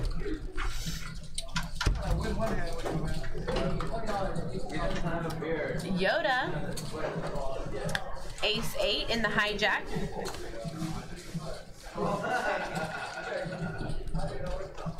And let's see, I need to just be watching. He raises to 60K. So Yoda's choosing an actual 3x, where we've been seeing a lot of other players choosing the 2.5x. I like to keep track of the sizing that each player is choosing. These are things that I do when I'm sitting at the table. So I'm keeping track of each player, what sizing they're choosing, if they're varying it. Not only can you get a read off of that, but you can also tell a lot about somebody's skill set, just based on how they're putting their stories together. I tell a lot about somebody's skill set if they stack all of their chips in stacks of 5 and their stacks are this wide. Yeah. Oof. I remember my first time playing. Yay! It's through. And you can also agree with that 100%. There are some people that are very mathematical and analytical that you will also see choosing these $50 stack sizing. It's something I had read about in one of my Poker Tell books. But yeah, there's so many different ways to read people being poker. It's all about picking up information. And so yeah, keeping track of all that stuff. Ace Queen again. It's the hand of the night. Brandon from the hijack. There's already 51K in the pot just to start, so a lot of money just up for grabs right off the bat. He raises to 65K. You get stuff thrown at me a lot.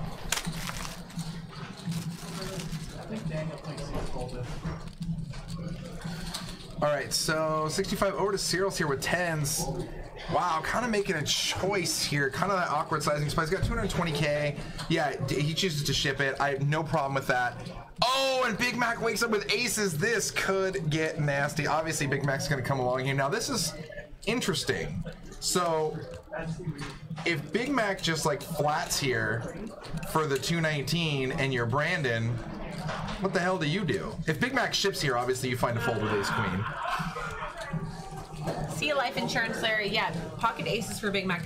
I also noticed that Brandon changed his sizing from 60K to 65K. So he's a little over 3x different. now. Yeah. He went a little bit up, and his hand strength was a little bit better. So these are the type of reads we're talking about. So this time he had a better holding, and he made his sizing a little bit larger. That's something that he'll want to keep an eye on for future play. Now, when you have Big Mac shoving over the top like this for 419, if I'm Brandon, I just get the hell out of the way. For me, ace queen right there is an easy lay down. I mean, even ace king, I think about it for a minute. Busted. Thank you, baby. I'll get you a tip here in just a minute. Awesome. Thanks, homie. Appreciate it. Perfect. So pocket 10s for Cyril's as well, and he's all in for 219, but he is going to be drawing very slim since Big Mac already has the aces. He's going to need to flop a set to be in here. Now Brandon does decide to lay down the ace queen. He knows he's got to be up against a pocket pair, and it doesn't matter what that pocket pair is, he is going to be the underdog up against a pair. So he does lay it down. He lets these two battle it out. Yeah, he would have been in a world of hurt here. Yeah, obviously. he also had quite a few chips. There's no reason to get it in a marginal spot. Ace queen is not a made hand. It's a strong starting holding, but not something that you want to be playing for your tournament life with. Oh, wow. 10 on the turn. Cyril's for life. And Big Mac is like, I play good for 13 hours. I get pocket aces, and this mother lover flops a 10 on the turn. Yes, this mother lover right here. I love it. We've all been there. It is pain. And he actually had more outs too, because rather than just the ace, he could have spiked a deuce too for the wheel. Wow. Pretty crazy. Speaking randomly, you guys remember that It's My Inner Box, right, from SNL? Okay. Yeah. The sequel to it, if you haven't seen it yet, is actually called Mother Lover. And it was released. I love Mother Lover. Yes. Yeah, and it was released. It was released on Mother's Day. So Saturday Night Live, Mother Lover, Justin Timberlake. Go check it out. Yeah, thank It's me later. hilarious. I love it. I think So- I liked Mother Lover better than DNA. This is cool. This has been getting a lot of attention lately, and a lot of players are regging for it right now. So the tournament actually begins 8-handed, and after registration, they redraw at 48 players for 6-handed play, and then down to 4-handed play, and then the final 8 players play heads up. This is a cool freaking tournament. People who are like, they feel more comfortable, more aggressive, they want to play more hands. They love the 6-max tournaments, and this is like the best of both worlds. This is a really cool format. Yeah, I think this thing is going to go off great. Yeah, and I would reg super early. I think it's going to fill up quickly. Yeah, I love 6-max tournaments. Like he said, you can play more pots because the range of people's starting hands, it goes down for each player you lose. So if you're playing with 9 players, the likelihood that one of those players has a really nice starting holding is fairly strong. So you have to tighten your range up and play better cards. As we start to lose players, the likelihood that those players have really good starting hands goes down. So you can actually lower your standards for what cards you play. You get to play more pots, especially if you're an excellent player and you know how to play post-flop. You can play a lot of different cards and just take it down post-flop. That's exactly what I was going to bring up, is the fact that we talked about players being so comfortable in their post-flop game. That is the tournament where they just shine, because you can't sit back and just be a rock and wait for aces in that tournament. Absolutely not. And Not apparently the aces are no good anyway, so that's Right, not the irrelevant. 6-max. You know, in these tournaments here, you really can play a really conservative approach and oftentimes do really well if you get lucky in a few spots and you can end up at a final table. Those 6-max tournaments, they really show you who has worked on that post-flop play, Oh, yeah. and those players shine. Absolutely. So there's a look at your stacks. Yoda's still our big dog, around 830K, followed by Robbie at 572K. Look at Cyril's here on some life now after that double up, sitting at 541K, currently third in chips. Now, I know the answer to this, Poker Pro Eric, but the question is... Oh, absolutely. So Susan Sarandon. Yes. And then, but then the other, the one who played the other mother was actually really funny as well, but I have no idea what her name is. I don't know her name either, but you recognize her, Susan you've seen her. Yeah. And I just love that people like Susan Sarandon are super down to do something like that. They're like, sure, I'm in town for a day. Let's film a stupid video. Right? Yeah. Of course. Just give me one moment again. Yeah. Grab another bite of the sunset. I'm just stoked that we still have these 100K plaques here. I'm going to take some of these. I know. Oh, man.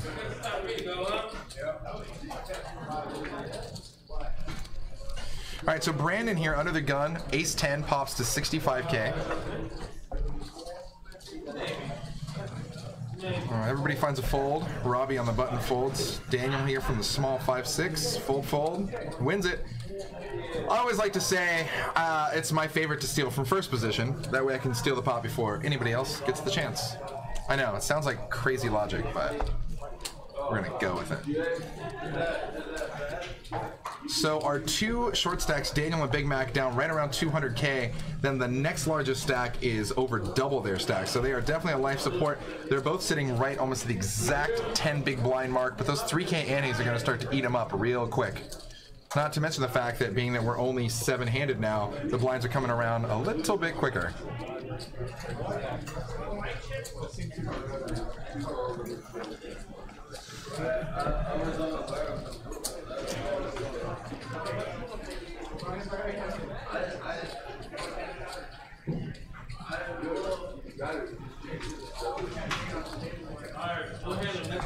All right, so Cyril's here with ace-8 suited. It's already 50K out there to take. He's going to let it go. He's in kind of a funky spot because he doesn't really want to get too heavily involved with that and then face a 3-bet behind him. And Daniel here from the button is going to find a ship with King 8. This is good. I mean, there's already basically 25% of his stack to win out there. 50K in the pot. He ships 200 and wins it. Easy money. I'd much rather win 25% of my overall chip stack and have 0 risk than have to sweat a lot of stuff to double up. Should I just cash out and then like come back with a lot of things that I want? Hey.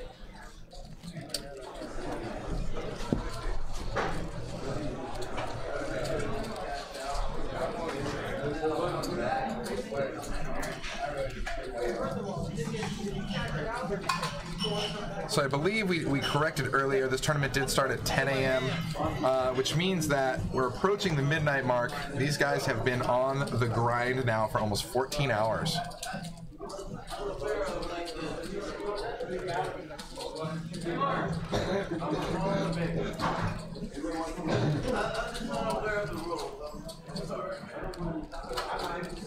All right, Yoda on the button with 10-7 is going to call the 20K here. I would have liked to see a raise here if you're Yoda and you're going to be involved at all. Considering they folded around to you on the button, I would definitely, if you're going to play this hand, I would have liked to see a raise. But it doesn't really matter. He's going to come in anyways. Now check this out. 5-6-7 on board gives Yoda top pair, Brandon middle pair. Now the Mountain actually has bottom pair. 1 pair for each of them. I think everyone here is thinking, hey, I hit the board and hopefully the other 2 players whiffed. But this is the problem if you're Yoda. You have no idea of the small blind and big blind's range because you didn't raise. So they could have any 2 cards. It's a little scary. He's facing a 31K bet. He's going to come in for a raise now, it looks like. The problem is if he gets raised back, he can't really necessarily think his hand's good here. But let's see if this raise gets through. It should get through. It should be an easy fold for Brandon. And I'd like to think the Mountain could find a pretty easy fold here too.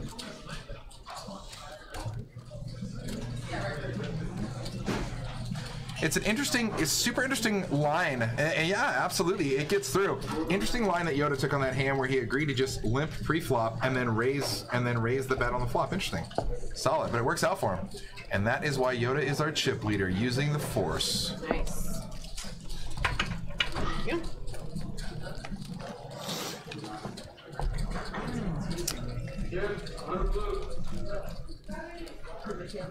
Oh, guys, you guys are having me have flashbacks to online poker days when you lose like a huge pot. Said I lost like a $38,000 pot, and then I just threw my PC and busted it up. Yeah, I mean, talk to like Cali Kid. He's like, oh, I've gone through no less than 5 laptops, and they weren't like cheap laptops either. But they take that Riverbeat for 10 grand and like, whatever.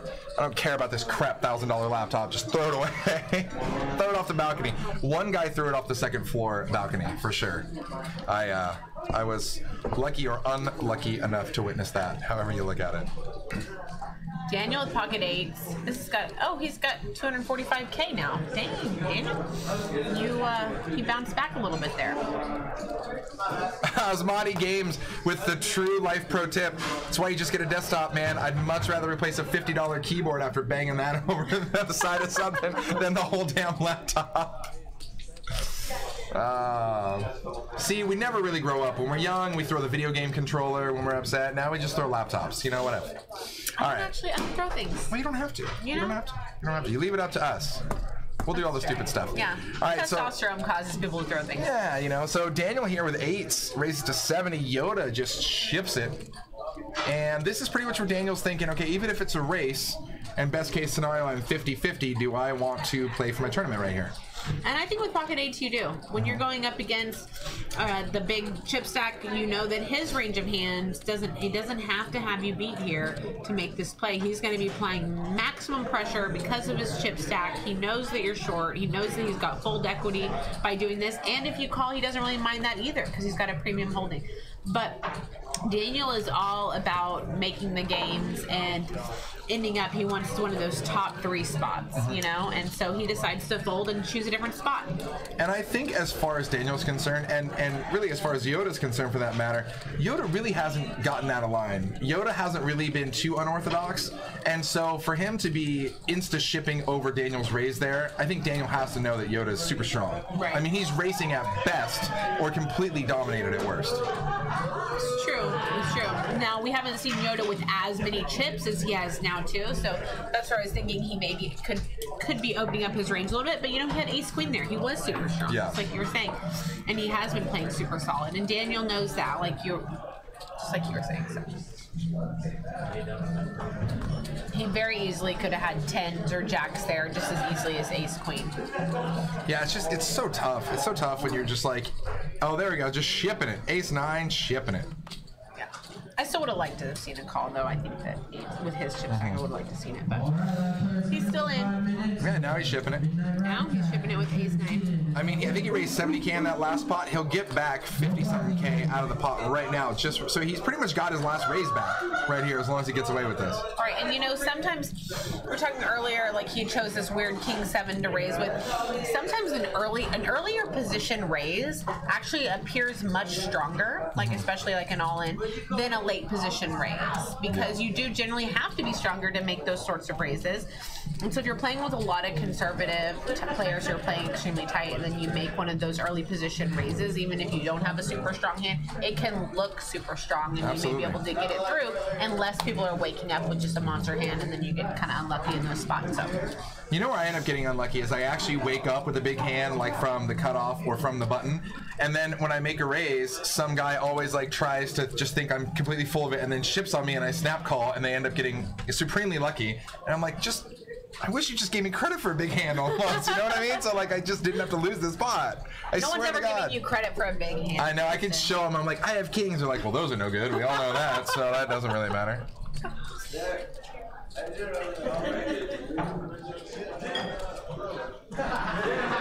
Daniel with ace-jack, and this is actually pretty solid. Now, his hand range is actually increasing here. His ace-jack is getting better than the last hand he pushed with, and even the hand before that. So, well, except for eights, but he didn't come in there with that. But it's funny because now it almost looks like that super loose, bluffy player. Yeah. Which could work to his advantage. I mean, people would call that, I think, right now with ace-10 at this point and think he's just full of it. Because it's his third time. You know, Oh, now he's running into ace-queen. Ooh, and so Robbie's with his stack sizing, I would expect him to make this call here. He doesn't like love it because he thinks he might be up against a pair. But like you said, Daniel has now raised for the 3rd time. Yeah. I think the 3rd hand straight he's raised. If I'm in Robbie's position, yeah, there's no way I'm letting this go here. And if you have ace king, so be it. But I think that I'm gonna have you dominated 80% of the time. I think I'm gonna have you dominated all day.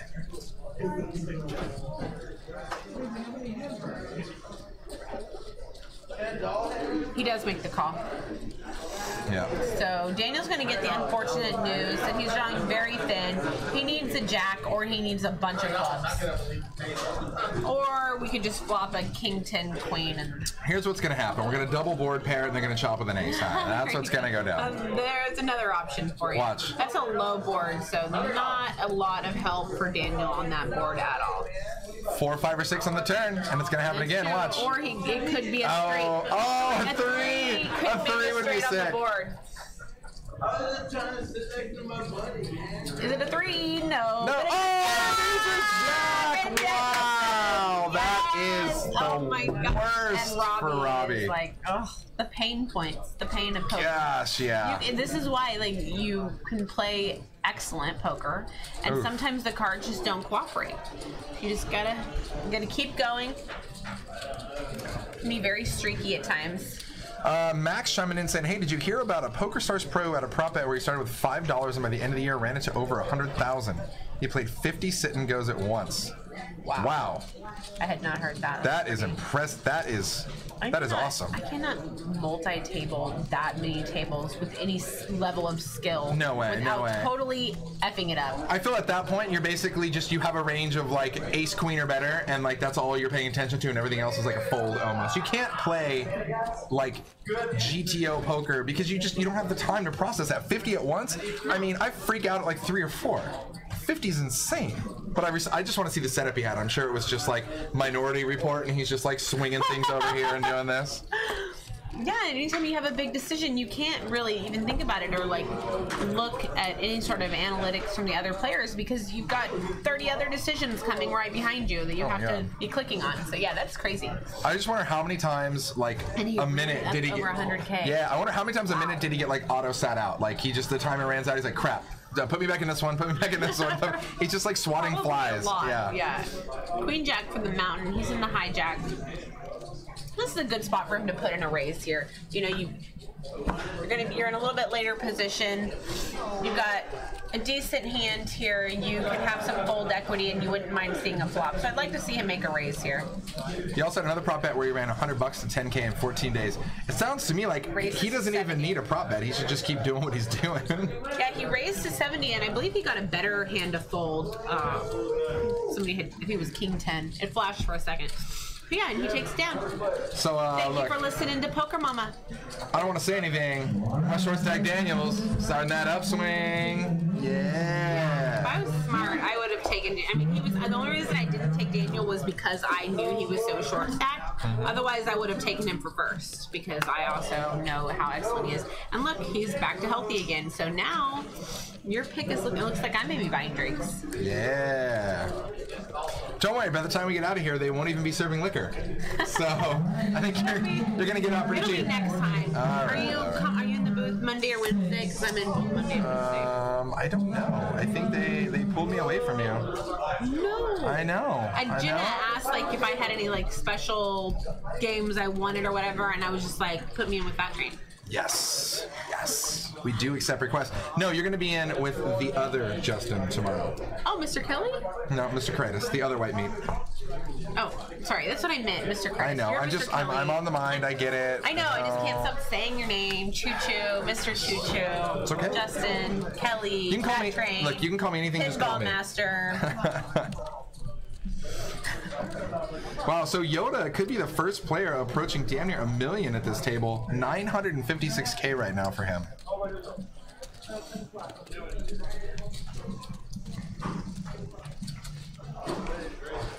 Corrido, what's going on? Thanks for tuning in. Once again, you guys are watching the tail end of our last Sunday of the month tournament. $11,000 for first place. We're down to the final 7 crushers. If you haven't done so yet, click the follow/heart. Click the fart button, right? Subscribe, all the above. We're here with you at least 3 times a week because why not? We love poker. Yes, I will be in the booth on Monday and Wednesday. It's going to be cash games, my favorite. I'd like to be playing in them, but if I can't, I love to commentate, and it's going to be fun. Yeah, definitely click that fart button for sure, guys. Click. Yeah. I can't say it. I am in the booth Friday for Sit and Go, so I think it's me and Veronica maybe. So if you guys want, tune in. We are going to have start to finish the absolute bender of I believe it's a 1K or $1,100 buy-in Sit and Go, and it generally lasts about 7 hours. So if you just want to come hang out and party with us for 7 hours, that's what we're going to be doing on Friday night. Dang. I'm such a rager on the weekends. I just watch poker for 7 hours with my friends. Yeah. Wait. Oh. On Friday? The 2nd? Sure. You're doing the 2nd? Oh, the 30th. The 30th. March 30th. I was going to say, I'm in with you on the 2nd. Oh, I'm looking at March. I need to be looking at April. Yeah, those crazy calendars. Probably a problem. Okay, there it is. Stones Live. Searle's now in 2nd in chips here, 550K, quite the upswing. It was almost lights out for him until his 10s ended up banking aces. Hiya. Good times. Friday the 30th. Okay. Yambo. It is you too. I know that sound. Who's in my Discord? Who's talking to me in my Discord? It'll be a 5-5 game on Monday with me and JFK. And that's exciting. I oftentimes play in those, but I'm going to be commentating, which I love to do as well. And then Wednesday, it's going to be another 5-5, and I'll be in with Master C, Mr. Chris Glasgow. Master C. Yep. Who is always fun, and last time at the Veronica Friends game last week, we just decided to come in and pop some champagne bottles. You specifically popping champagne bottles. I loved it. That was awesome. That champagne was so good, and you guys bringing that over to us, it was like nothing better. It was like so awesome. Made us feel so great. They just came in and like dropped a ton of bottles of champagne on our table, and we're like, here. We thought that's what you guys meant by splash pot. We're like splashing champagne. Boom. And we did get splashy with the champagne. But we are in the booth together again next Monday. Yes. Big Mac takes it down with the pocket 7s. Still taking names for the $1,100 sit and go on Friday, guys. I think we still have a seat or 2 open, so if you haven't done so yet, you can. I think you can register live here in the cage. You can also contact JFK, lock up a seat. He'll give you instructions on how to get in here and get that seat reserved for you. I believe our last $1,100 sit and go single table, I think that was the one Moneymaker played in, right? We generally try to do at least one of those a month. Good times. Yeah, it was the Moneymaker one. He got pretty unlucky that night. You know, Moneymaker's he's just a fun, nice dude, and he loves Stones now. Like really we didn't have to like pull hairs or anything. It's not like Stones. No, he just like came. He came and never left. Like I think we literally said, why don't you just come out once and we'll give you a couple bucks and just kind of rep Stone. No, now he's just like no, Stones is my peeps. Like he looks for an excuse to come hang out. Yeah, it's awesome. I really like him. Super great guy. Now he hits us up and he's like, I hear you're doing a golf and poker tournament, so do I get to pick my partner or pick me? King Jack for actually I can't play golf, but King Jack from the cutoff. Yoda with his huge chip stack. Definitely he's going to put in a raise here. Let's see what sizing he's choosing. We're at 15 and 30K blinds right now. So I'm expecting him to choose somewhere between around 90. He chose 100. There you go. They are still taking names like you said for the $1,100 sit and go. You just go to the cage and you buy a ticket. Bless you. If you can even hear anything he says over my sneezes. Bless you. Thank you. But you know what I'm thinking at this point? I feel like I should just stake Deb in this thing and just be like, all right, let's do this. Take a piece of Deb. Yeah, why don't you just win this thing? If you're smart, take a piece of Deb. For sure. I need to trade some action with her if she's going to go to the World Series. Oh my God, the way she's running right now, I love it. And you know, it's such a good poker community around here. And then all the crushers, whenever they go on a tear, like I just want to be part of the celebration. Like I just want to go hang out. Like just like come on, like you just tell me when final table. I'm flying out. I don't care where it is. We're gonna go party. It's gonna be a blast. I love Sacramento poker, especially Stones poker, which is my Sacramento poker, my poker world. I like it. You moved to town. You got to check out a couple different spots, but then you found home. I did. I truly did, and it's home not only because the room is incredible, but the people literally incredible. And it sounds like I'm just blowing a lot of smoke, but there's a lot of smoke to be blown around here. Okay, it's true. There's just a lot of good people. Made me feel very welcome, friendly, and super fun. Fun peeps. Fun room. So the mountain here on the button, letting it go. Over to Cyril's here. Now he is second in chips, and he is just gonna give a walk. Is that like the first walk we've seen? Cyril's is second in chips with 497. Okay, yeah, so Yoda is really taking over this table right now. Yeah, our second in chips has 16 big blinds. Yeah, everybody is like 15 big blinds or around 15 big blinds or less. And then you've got Yoda, who's just crushing with over 30% of all chips in play. Did I pick Yoda to win? Let me see. Did I pick Yoda? You picked him for second. You picked Robbie. All of our picks are still in. Yeah. Nice. So.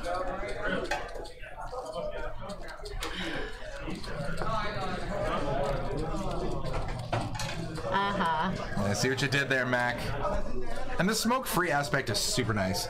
And if you want to smoke, I mean, there's so many places to smoke, and we're talking like, all you gotta go is like 5 feet out the door. Yeah. It's not, you know, not like you have to run. And they have like smoking awnings with heaters and stuff. You know what I mean? It's like they take care of their smokers there. Now, those of you who don't smoke, very clean smoke-free room. But again, like he was saying, heaters, awnings, and nice like booths or what is the word I'm looking for? Benches and just. They take care of you. They even have like a little enclosed room back there. Oh yeah, like the VIP cigar smoking lounge. Yeah, it's legit. All right, so Brandon here pops to 100 with King 10. Robbie finds a ship with jacks.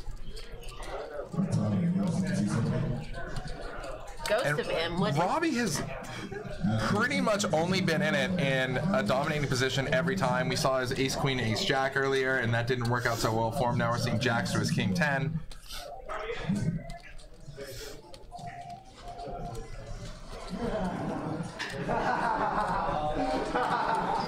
God, that ace jack versus ace queen hand though. He's just literally, he's like, any card but a jack.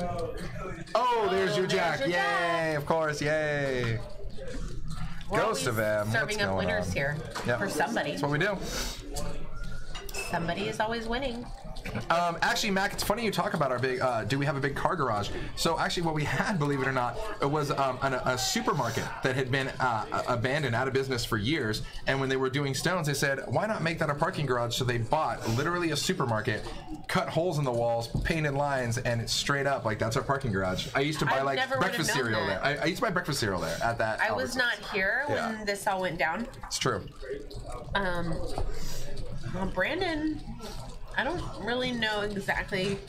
King 10 is not the hand I'm really wanting to call off here with, so I'm not sure what he's thinking about so long here. What's your read on this? Yeah, it's rough. And, you know, like you said, it's not the hand I want to call off with. I'm thinking, you know, like I said, they've been on this grinder for 14 hours.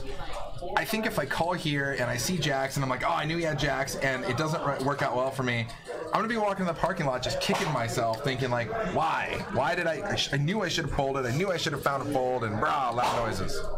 Yeah, but with like King 10, like what are you beating really? You can't even beat ace 5. I like it. I love it. He looks at the camera and he goes like this. He's like, all right. He called. He did. Wait, does he have King 10 or does he have... He does King 10 versus jacks. Make sure that we didn't have it misread because I was just trying to understand why he's calling with King 10, calling up here with King 10. And you could think Robbie's just making a move. He was the hijack, and Robbie could re-push relatively light there from the big if he thought that Brandon was making a move. Like even ace high, like you're not even beating oh my God, high. If a jack hits the river. Oh wow. Or a club. Well, a club would be it. Yeah. Clubs can't well, he's got the jack of clubs, so it'd have to be. Yeah. All right, and it's super close, but not enough. Robbie's jacks are going to hold. All sorts of random sweat there on the turn. Yeah, Brandon, I didn't necessarily like that play there. I think you could have found a fold definitely with King 10, find a different spot. Absolutely. Yeah, Mac, the car garage here is sweet, but even if you don't, there is parking literally 360 all the way around the building. You can pretty much park wherever you need to, so.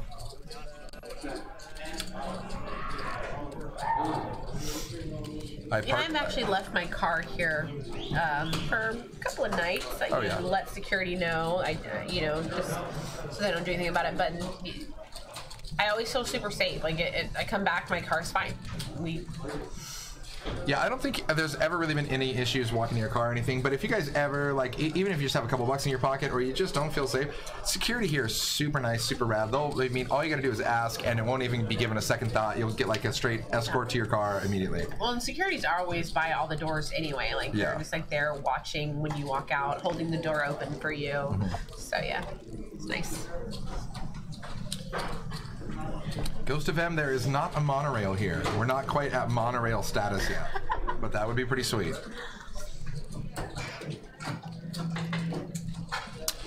Check raise. I like the way you spelled that name. To comment on the dealer flops, the special RFID deck that we have to use, these cards, let's just say they're not exactly the most dealer-friendly cards. I'm going to just go ahead and defend our dealers. Our dealers are top-notch here. They are rock stars. So the fact that the flops are a little sticky to get out, totally irrelevant. I'm telling you, it's all the deck. We are forced to use these $100 RFID decks to bring you this entertainment. So, just got to deal with it. Yeah, and just to go off of what he's saying about the dealers here, I played poker for a really long time, and the dealers here are amazing. You actually get really spoiled by the dealers here and how good they are, because then if you do go visit another room, you will see a noticeable difference in the level of dealer, their abilities. All right, so Brandon with his tournament life on the line here, obviously short stacked after that last King 10. He's going to ship it with King 3. Ace 8 makes the call. King in the window. King in the window here, so he is currently ahead. Poor Big Mac has just been catching no breaks. All right, Big Mac looking for one of the 3 aces. That's it. Didn't get there, so King 3 wins. Brandon doubles up, adds a little bit to his stack. He really needs it because he was had one big blind basically. And he didn't have too much stack size, obviously, but with the blinds being 15 to 30K at the 4K ante, that pumps his stack back up to 150K. So I mean, he shoves again and doubles. He's looking pretty healthy. Yeah, and we're talking a little bit about that King 10 hand, and that maybe. I don't know that much about his play. I did see, a little bit of a sizing tell earlier, possibly, and then the King 10. I didn't love that. But these players have been playing an extremely long time, and the fatigue can get to you and can affect your decision making. So definitely those things are playing into everyone. You can play for 14 hours and then you make one mistake on one hand, and that can be the end of it. Absolutely. And likewise, for instance, let's talk about, what are we thinking about? I love it. Every time he makes a reaction, he looks at the camera. It's like he knows we're looking at him. But, earlier with the King 10 hand versus Jacks and stuff, a lot of times what's on the surface, almost every time, there's so much more that goes on behind that. Like you said, these players have been playing for 14 hours. Not only the fatigue aspect of it, but these guys have been playing with each other, being shuffled around from table to table to table. So you've seen, if I see him make all these moves on just with airballing people basically to get up to this point, I'm going to think the same thing. I'm like, there's no way he has Jacks there. So I mean, it's just it's you have to take everything, and we get such a small piece of it here at the end. It's such a great point that he makes, because I know so many different times I've been on the stream and I'll make a certain play that couldn't be understood from the booth, without some extra level of knowledge that they're not going to be privy to. Oh. And it's very easy to sit in the booth and be like, well, I didn't like that for this reason. But there's so much more information that those players are gathering from the live play. Oh, absolutely. That we just don't know about. Oh, look at these fun hands. Check this out. So the queen does connect, but Robbie's open-ended. Obviously, Brandon's got one of his outs being the ace. And he can go runner with diamonds as well.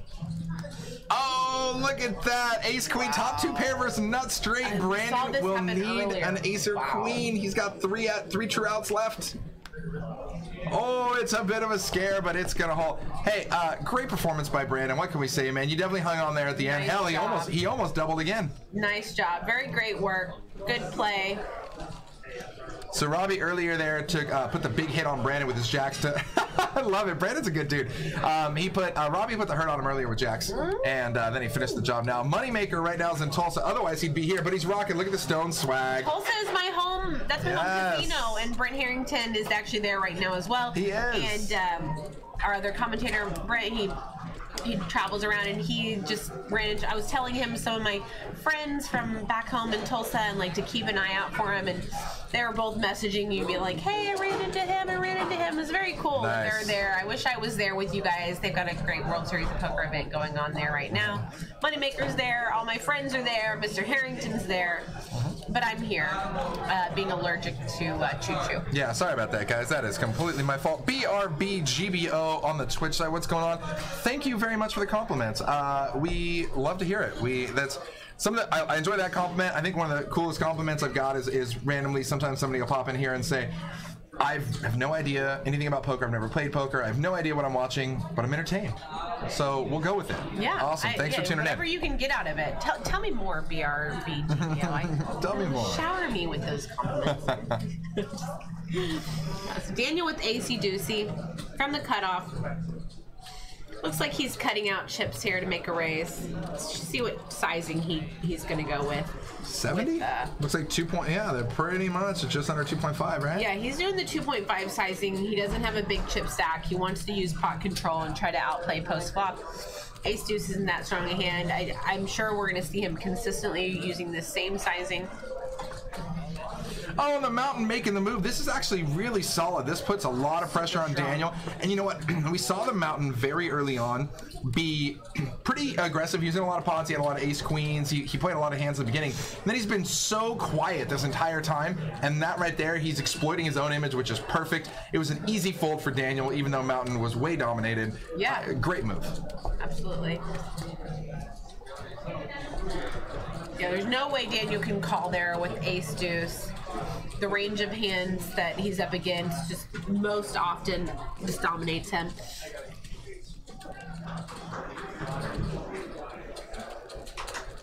All right, guys, so at this point, we are down to our final 6 players. Started with 162 players earlier today, just a mere 14 hours ago.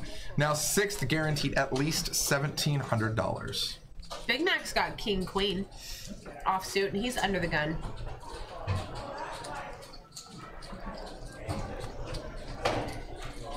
Just straight ship it. And he goes all in, which is probably what Daniel needed to do if he wanted to get that AC Deucey through. Yeah, and you do that with ace deuce, Mountain, it's insta-fold. Yeah, of course. Insta-fold. But Daniel generally does like to play post flop because that's where, you know, he feels he can outplay most of these players. He feels very confident in his post flop play. He's not really liking to put it all in and possibly run up against some premium holding and then being out like that. So I understand Daniel's reasoning. I'm not sure exactly how many big blinds he had, but definitely would have needed to shove there in order. Now look at this. Poor Cyril's put in the exact same spot Daniel put him in earlier. Last time he had ace-7, now he's got ace-9 against 2 in-betweeners, and you just hate it because you call and the guy flips over like ace-jack, and you're like, I hate my life. Yeah. You know what I mean? You're like, damn it. It's hard to know when it's king-queen and when it's ace-jack. But even then, I'm saying, like, I feel like even then though, statistically I know I'm behind, but like, give me king-queen against your ace-rag all day, and we'll just run like a bunch of boards, and I still feel good about my king-queen. I don't know. People always smack me when I'm like, oh, I made a good call. Like, yeah, whatever, you're There's done. so many ways that you can hit that hand. Yeah. You know? Because we were talking about gappers earlier, right? So, you know, ace-9, you can't hit. You're not going to really make a straight with it, right? Straight with it. King-queen, you really can. So it's more even than you would expect. Got one of our players over here. I love it. We're watching. We're watching. We're taking bets on you. No spoilers. All right. Tables are on break. We have a little bit of a delay here so that we can give you the best possible graphics and up-to-date information.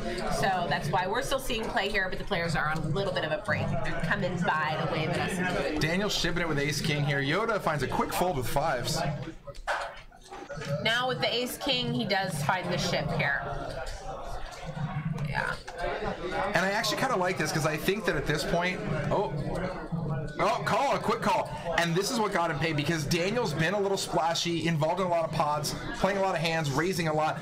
For Big Mac, it was a quick call. By Daniel open shipping Ace King, I think people are going to give him less credit. So it's perfect. Big Mac makes the call with Ace 9. This worked out well for Daniel so far. Daniel all in for his tournament life here. Big Mac has him just covered by a hair. It's pretty much both their tournament lives. Oh man, these cards are rough. All right, 10-7-3 here, couple of clubs. Ace King still ahead. Club on the turn for a sweat. It's always a sweat and a straight draw too. Oh wow, look at that. Look at that out, 13 outs. Clubs, 9s, 8s. Oh, and it holds. Wow. Ace King holds. 13 outs. Fist bump. Those are true outs. He had 15 if we didn't even pull out those other cards. That's a lot of outs. Whenever I have that many outs, I always miss. I'm like, this is the case of too many outs. That Damn was it. how I felt like the last time I played. I had so many flush draws and I didn't hit any of them. Just over and over again, could not hit a flush draw to save my life. And then, okay, the next time I play, I'm gonna hit every flush ever because I just gotta balance. The universe has to have balance. Yeah. Unfortunately, it doesn't work quite like that. It's over a much longer period of time, so I did not hit those flushes for many sessions, and then yeah. Then your next session, the same thing happens. It's a broad thing here. And the next session it happens. You're like, okay, guys, when am I going to be on that winning end of it? Please, anytime now. My bankroll's only so big, all right, guys.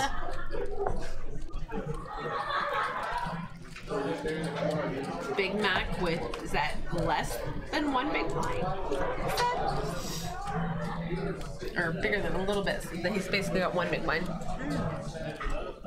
BB Bulldozer, what's going on? It's been a while since I've been able to watch and chat and working on my startup. Well, I don't know what your startup is, but I wish you nothing but the best of luck for sure. Nice. I like BRB, GBO, we've all been there. When you draw into half the deck, you might as well pack your bags. You're like, well, I have too many outs. I have like an open-ended straight flush draw with 2 overs, run for the hills, it's no good. And then the final last words is, how do I miss that? How do I miss that? And Daniel, look at Daniel with all of his chips now. Standing by my pick. Oh my gosh. Standing by my pick. If you're just joining us, Justin and I, we picked players who we thought was going to win first, second, and third. And Mr. Kelly quite wisely chose Daniel for first, which I would have chosen Daniel for first also because I know what an excellent player he is, but he was so extremely short-stacked at the time that I decided not to go with him, and that was my mistake because I should know better. Daniel doesn't need a lot of chips to win. He's just going to be the best. I've played poker off and on with Daniel for about the past 10 years around various card rooms in Sacramento, including the Lucky Derby, which is now Stones essentially. And yeah, I've witnessed his roller coasters, and I'm wise enough to know that when that guy's short stacked, he's far from out.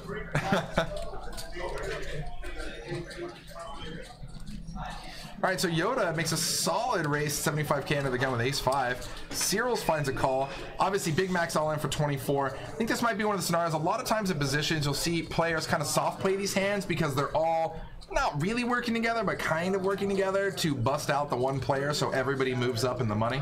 So generally speaking, you're not going to see players bluffing this with air because then they're still going to have to show their hand against the all-in. And if they give the all-in extra life when it's not needed, you know.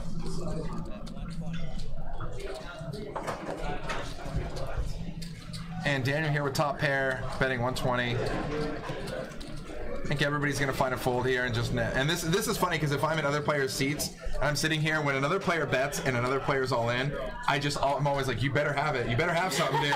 You better not just like be firing with garbage. There we go. All right, so Daniel currently healthy lead in this hand here, about 80% to win. Big Mac looking for an 8 or a 7. You can see all 5 of his outs are live, guys. Calculate true outs here, so none of those have been folded.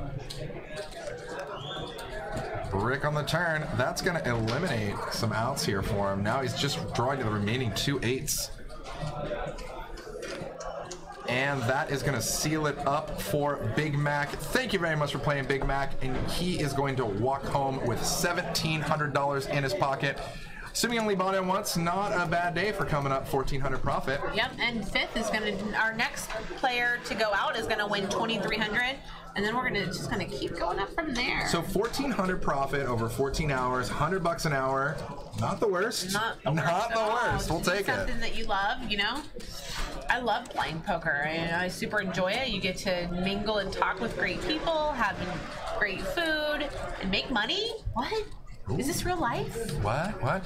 I like this. So Bulldozer shout out says, right now my startup is Dreams and Vapor, but good for you. That's what they all start out as. Says, I'm spending tons of time trying to wrangle a graph database into a calendar app. When it's done, it will automatically schedule events based on when everyone has free time and is in town. Oh, that's so cool. I really like the idea. I really like the idea. That is super cool, dude. Good for you. Crushing it.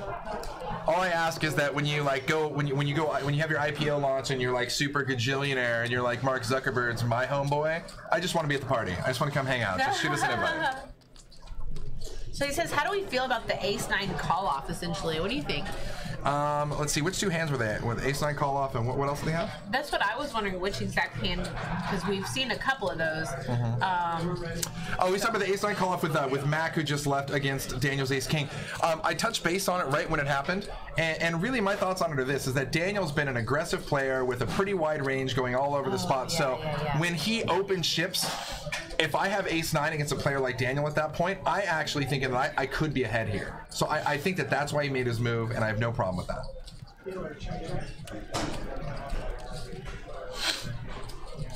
Nice, yeah. Throw the party at Stones. You don't need any excuse. You just come on out and throw this party. We will make it raging. Go again. Over under on sneezes. I'm gonna go with 3. Just 1? 2. All right. Can we go for more? I think there might be one more. Survey says I set the line at 3. You know I'm right. The laughing's gonna stop it. Dang it. Maybe. No. Maybe not. Here it comes. Third one coming. Having some allergies. It's spring. It's spring in Sacramento. All right, so battle the ace kickers here. Oh, 6 on the turn for the mountain. So dirty. Robbie just taking those brutal beats on the chin here. Looking to get, oh, not that. Wow. The mountain with the clock. Everybody wins the pot and they look at the camera and he gave a little shock. He's like, yeah. And poor Robbie taking the brunt of it. I was going to say, and the nasty part about it with Robbie here is that Robbie had the ace-queen against Daniel's ace-jack earlier when he totally got rivered on the jack, and now he's got the ace-jack against an ace-6. The ace-6 turns the 6.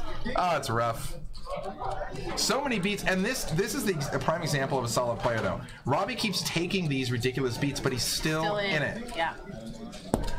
Like, the only pots I need to win are my all-in pots. If I just do that... I actually chose Robbie to win. Now, he is sitting on the short stack right now, so we'll see how it goes, but he is my #1 spot right now. Yeah, Robbie's definitely a survivor, though, for sure.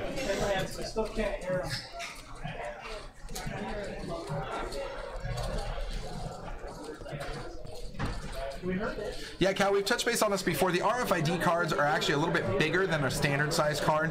They're also a little bit thicker, and they tend to stick together a little bit worse. So it's always a constant struggle with the RFID decks, but we don't really have much of a choice because all of our gnomes that we used to go around and look at your cards and report back to us, they're on strike. So I really don't have any other options if you want to watch some poker. What do I honestly think it is? PV Bulldozer, always a pleasure. Again, super good luck on your startup. Very cool. We'll see you soon, bud.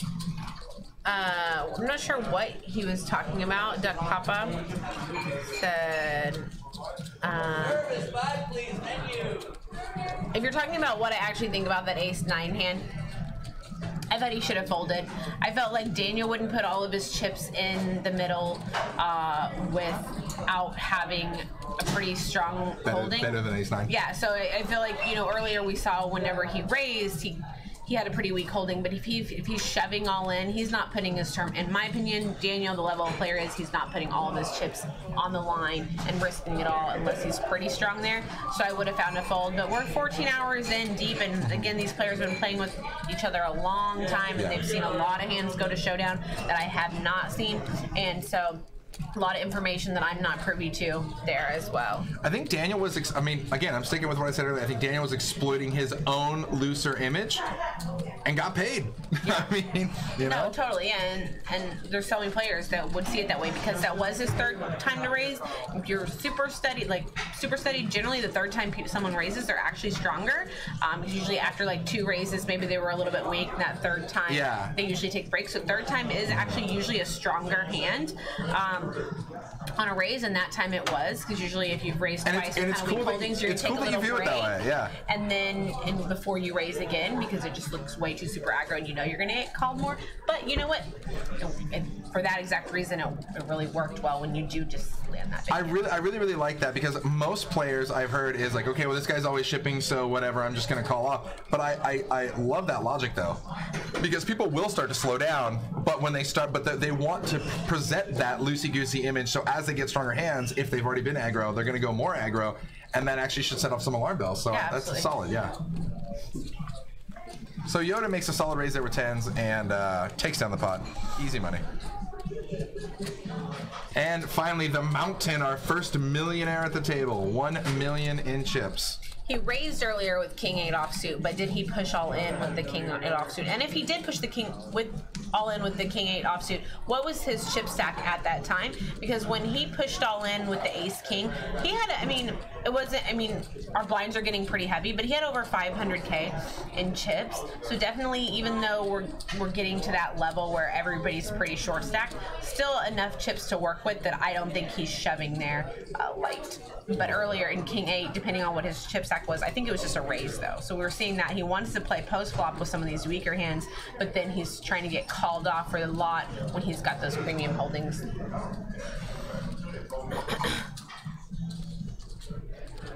All right, Yoda here from the cutoff makes it 130 to go. It's a pretty sizable raise. That's a 4x raise here, over a 4x raise actually from the cutoff.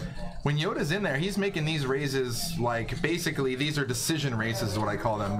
He's forcing a player to pretty much ship or fold. And in this case, it's a fold. That's 2 pots in a row now for Yoda. Was that Mac? He went with us to the escape room?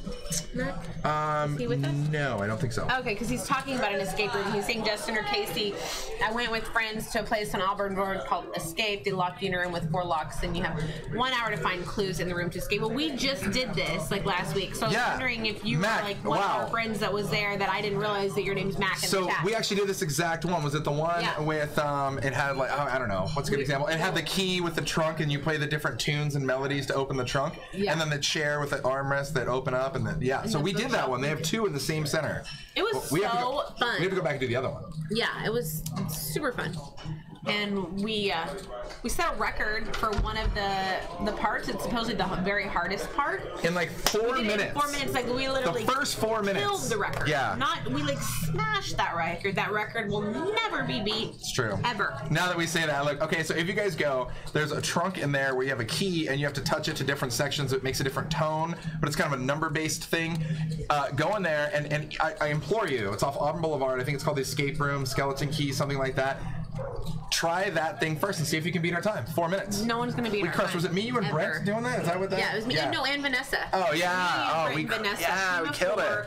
We killed that part of the escape room. I don't believe that will ever be beat. And if it is, I will buy you dinner. Nice.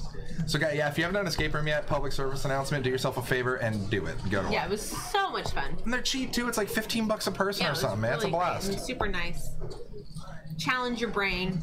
You know, it's funny. She even asked us, like, hey, you know, would you guys write a nice Yelp review? I think this is better than that. I mean, we're giving the straight testimonial. Yeah. That place was legit fun. Oh, and the story about the one guy taking all of his first dates there. He said, "Don't post my picture online."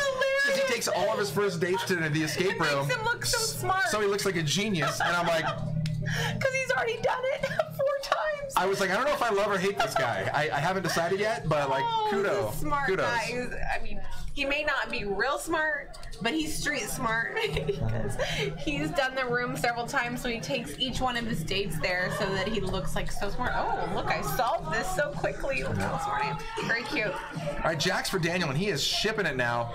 He is putting Searles to the decision. Mac, funny story about the locks here, actually, in that escape room is that we only had up to X amount of the numbers because it's basically based on like alphanumeric values. And so we just knew it was something over whatever, like 240, and it was a 3-digit lock. So I just brute forced it. I just started at 240, 241, 242, 243, and it took me like 10 minutes, but it popped open, and I'm like, yeah, we didn't even solve it. I just like brooded it out. Okay, let's see. The Mountain and Yoda is sitting really close. The Mountain actually has taken over. Yoda had been our chip leader, but the Mountain now has him. Thank you very much, by sir. a hair. 28 to 32. Yeah. You want me to square up with you? Or I'll square up with you whenever. Okay, thanks, Tommy. Appreciate it. Bye. Later, son. That was super nice. Absolutely. Super good guy. He's like, you guys are going to be live in the booth for quite some time. I know these players. It's a little after midnight, so we need coffee. That's what's going down. Yeah. It says so much background noise going right now. I'm gonna say that. Yeah, I mean, this room's always popping off. I mean, we do have a new booth, and we've got a great sound system and production here going, but we still got a few other things that we're gonna add on to help with the sound here. But yeah, it's an exciting place to be. You know, there's gonna be a little extra noise because this room is always hot. I mean, show up anytime. Yeah, we have a lot. Yeah, we have a lot. We already made a lot of upgrades, but there is so much more stuff coming. Very cool. They take care of us here for sure. Everybody. And let's see, A-Sign the Mountain, who's our big stack. On the button, I'm sorry, from the big blind, he raises, looks like, raised to 750K, that can't be right. Is that right? Oh, he just went all in. Yeah, I was like, wait, hold on, catch He went up. all in and just took it down. It's after midnight, our action tracker gets tired. And by that, I mean our actual computer. Our computer's like, dude, I've been on for too long. Yeah, it's kind of what these players are saying. They're like, yeah. I have noticed, I generally like to be pretty kind because, again, we don't have information on exactly what's going on in every specific spot. But I have noticed, I think fatigue definitely is starting to play a factor, and you're going to see certain players who handle the fatigue better than others. In certain spots, you can start to see just maybe choices or decision level going down a little bit by not having the stamina at this point. And that's where if you have a lot more experience, or you've been at these final tables, or do a lot of these 1 and 2 day tournaments, you really do end up having a bigger edge when you get down to this final table. And now the players are going to be on a 10-minute break here. It looks like our resident chip stack there is 1.1 million, followed by 900K, 700K. Looking pretty solid so far. Yeah, looking pretty solid tournament. Anybody's game right here. And Justin and I were still very live as far as who's going to win this battle. Good thing at least our prop bet has a sweat too, though. Like, yeah, we're doing it. Anybody can still win this, but I will win because I'm a winner, and I just win every day. Oh my god, I think I've heard that in a song somewhere. No, I just made that up. Nice. You know, it's funny. These players, they grind and they grind and they grind, and I hear a lot of times people who aren't familiar with poker or have never played poker, or whatever. They're like, "Oh, what's the big deal? Like, playing poker can't be that hard." Blah blah blah blah. Guys, I got news for you. When you play something like a tournament, either like a long one-day tournament like this or a multi-day tournament, trying to play your absolute A game at every second and pay attention to 8 other players at the table and what they're doing and what they're thinking and the way that they're acting for every hour, all day, for days on end, it's exhausting. It gets mentally exhausting. And I think that's part of the thing we talked about earlier when we said players are now basically doing like stretching and yoga and trying to stay physically fit. I know that a lot of players, especially out at the World Series, every player has a backpack. And that's literally just because they know that they're going to be stuck at a table. I mean, if I'm going to play a tournament, nobody goes into a tournament saying, well, this will be quick, I'll be out in an hour. Like, if I go to a tournament, I want to assume that I'm going to go all the way, which is going to be a long, long time. So generally, people have like a backpack packed with like snacks and waters and this and healthy that. Snacks, hopefully. Stuff that's going to give you energy and not like weigh you down. So you're saying it's bad that I bought the 5-pound bag of Sour Patch Kids? It's not bad for me. Oh, the Sour Patch Kids are the best. They are the best. Yeah, when you go into the sugar coma, that's when I'm moving all in. Exactly, and I'm just like, fold whatever. More Sour Patch Kids. I love it. All right, guys, once again, let's go over a couple cool tournaments we got going on. Let's see, what's first? Actually, will be this. First will be the Stones Spring Classic. We'll throw up a little graphic for you there. And this, we're going to have all sorts of fun people in town. We're going to have Lex Veldhuis, Jason Somerville, Andrew Nemi, and Kevin Martin. I have personally met Andrew Nemi and Kevin Martin last time they were in here. Both are super good dudes because that's apparently our patented term here at Stones. But, you know, as Kevin Martin specifically, though, I will tell you, just completely down to earth. He was also on Big Brother Canada, just an overall game theory game player, yeah. And I mean, all he could say when I asked him was like, oh yeah, what do you know, how you doing? What's going on in life? And he said, I'm just super happy to be able to make a living doing what I love and going around and playing poker and traveling to cool places, all based on poker. Super rad, yeah. And fun fact, this is the first time ever, I believe, that Lex Veldhuis and Jason Somerville from the Run It Up team are going to be doing a show together. So we may or may not break the internet as far as I know there, so that's going to be a lot of fun. Now, this is a $250K guaranteed. It's $150,000 guaranteed for the main event.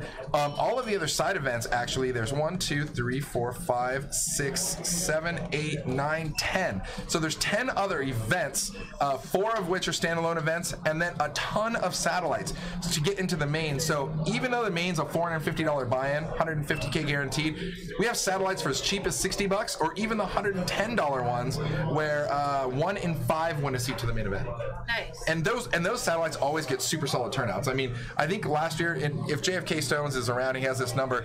I think last year, just in satellites alone, we put in, like 50 players at least into the main, for sure. Yeah, I mean, if you think about it, if you could play a $60 tournament and end up in our main event, which has it's $150,000 guarantee. And we crushed it. I think last year we were like close to 200. I mean, so we guarantee it. We guarantee that we'll crush it. How about that? What a day that could be when you turn $60 into who knows what first takes, but a lot of money, like some people's annual income. Right? It took me 2 days playing poker, but I turned $60 into like 30 grand. You know, easy day, easy money.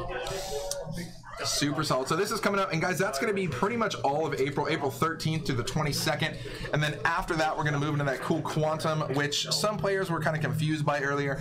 Once again, it's a ton of flights. It's basically a glorified really long 2-day tournament with a bunch of day ones at $120 and then 2 other day ones actually at $240.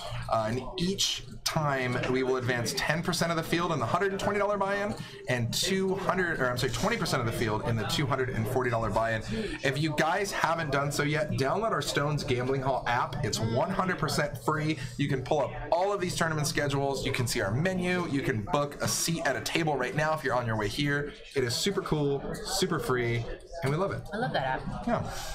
It's actually funny. One of the players told Justin straight up, they're like, well, I don't see you on Bravo Poker. And it was like, well, they didn't actually offer all the stuff that we wanted to do, so we just built our own app. We just do it better around here. Oh, and the guy was like mind blown too. He's like, wait, you just built your own? Yeah. What's the problem? I wasn't expecting that, huh? I was shopping for a new car, and they didn't have the one I like, so I just built my own. Yeah. You know? That's how we do it around here. I mean, solid. Hustlers, baby. That's what we do. I just want you to know. It ain't where I've been, but where I'm about to go. Oh, I love it. Yeah. Playoffs. So we are down to the final 5. Started with 162, just a little less than 4 minutes coming back here. Looks like Carl is our fresh dealer in the box, and Yoda back at the table. Yoda's ready. He's like, guys, I know we have 3 minutes left on break, but get over here.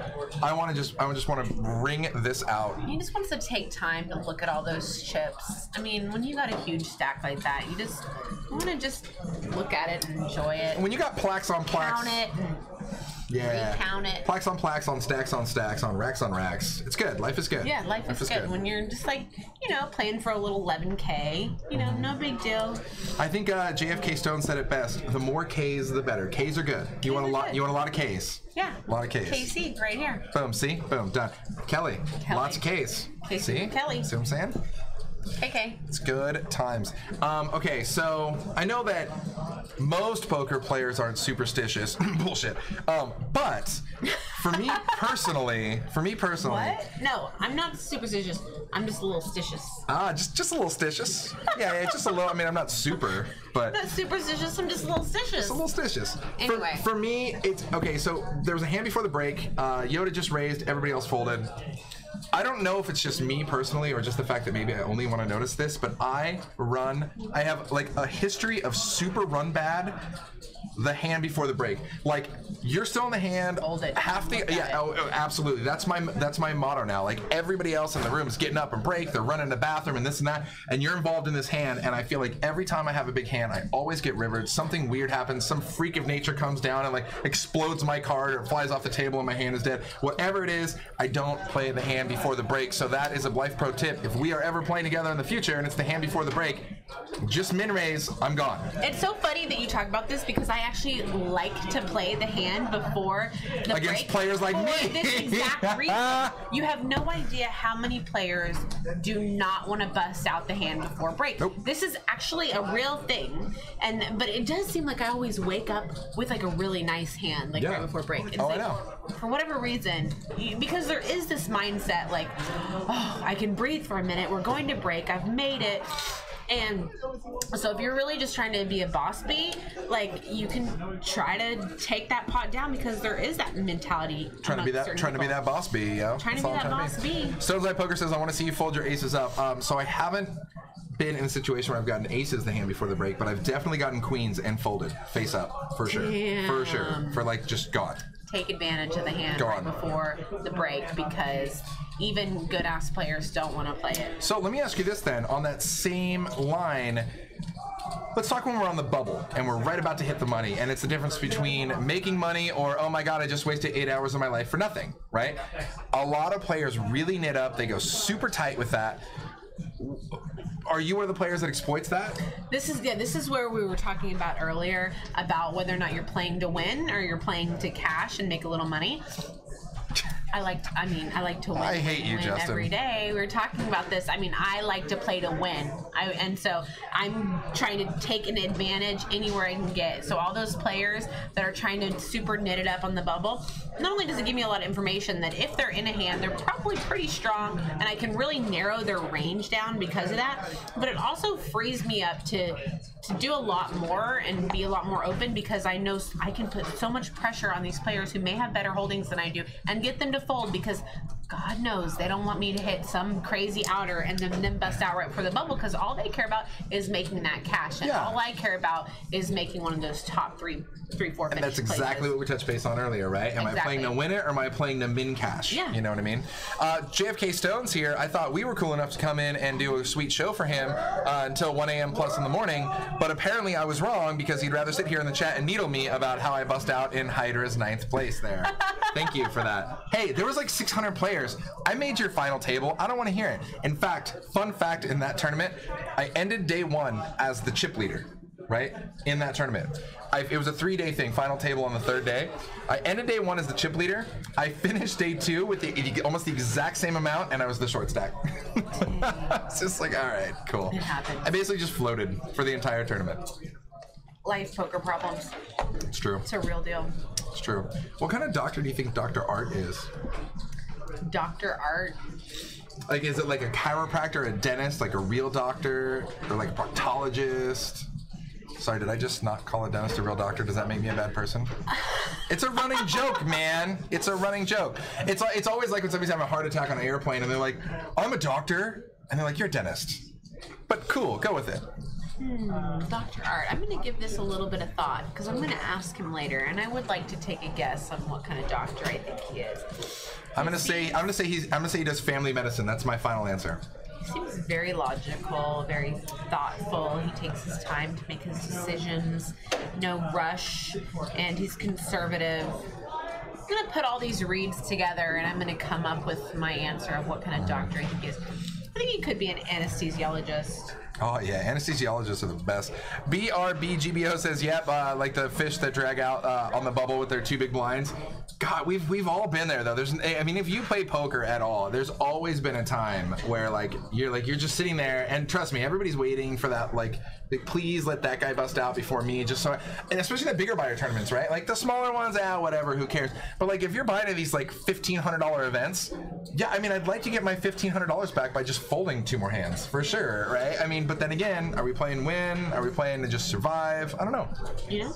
And sometimes there's nothing wrong with either one. Yes, I mean, ultimately, if you want to make a career out of poker long term, you definitely want to be playing to win.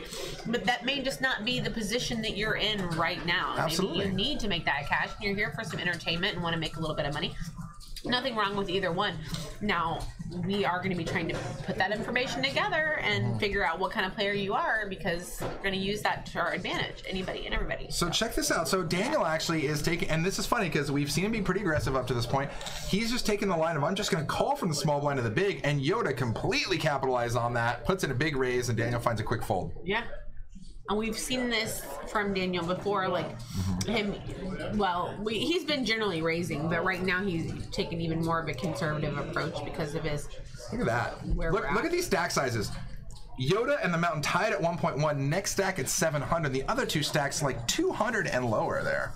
Tell me again which one is Yoda in here. Right there. Clinton. Okay. Yep. So is Robbie still in too? Yeah. No, Rob. Yeah, Robbie's still in. Yeah. Okay. Yeah. So all 3 of my players are still in. Are all 3 of your players still in? They sure are. Bink. Dang, bink. We're just so good. Yes, we each chose 3 players who we thought was going to take first, second, and third. We've survived half the table so far. We're doing good. We had 9 players left. We are down to 6. Or are we down to 5? I'm sorry, we're down to 5, and all of our players are still in that we chose. And Searles shipping it, King Deuce. Quick fold by Robbie there with Ace-3. I think if Robbie was, because the problem is now Robbie, the 2 ginormous stacks are right on his left. And he's just like, I don't really want to mess with that. Let one of the big stacks defend this and take it. Yeah, like the Mountain, right? Like, for instance, this is so cheap for the Mountain to call. And he does, yeah. All right, so Searles in a bit of trouble here.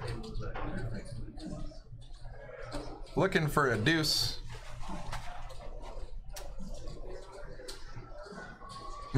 You heard Daniel actually ask Robbie over there, you had an ace? All right, yeah. 5-5-8 here on the board.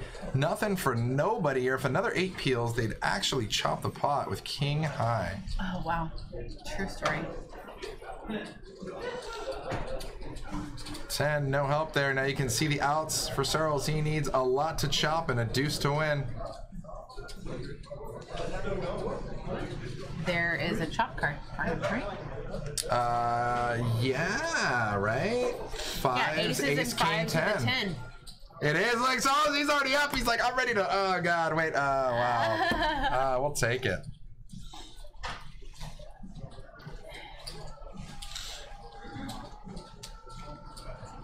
You know, and we talked about earlier the difference between trying to, you know, okay, if I'm trying to win or I'm trying to min cash, etc.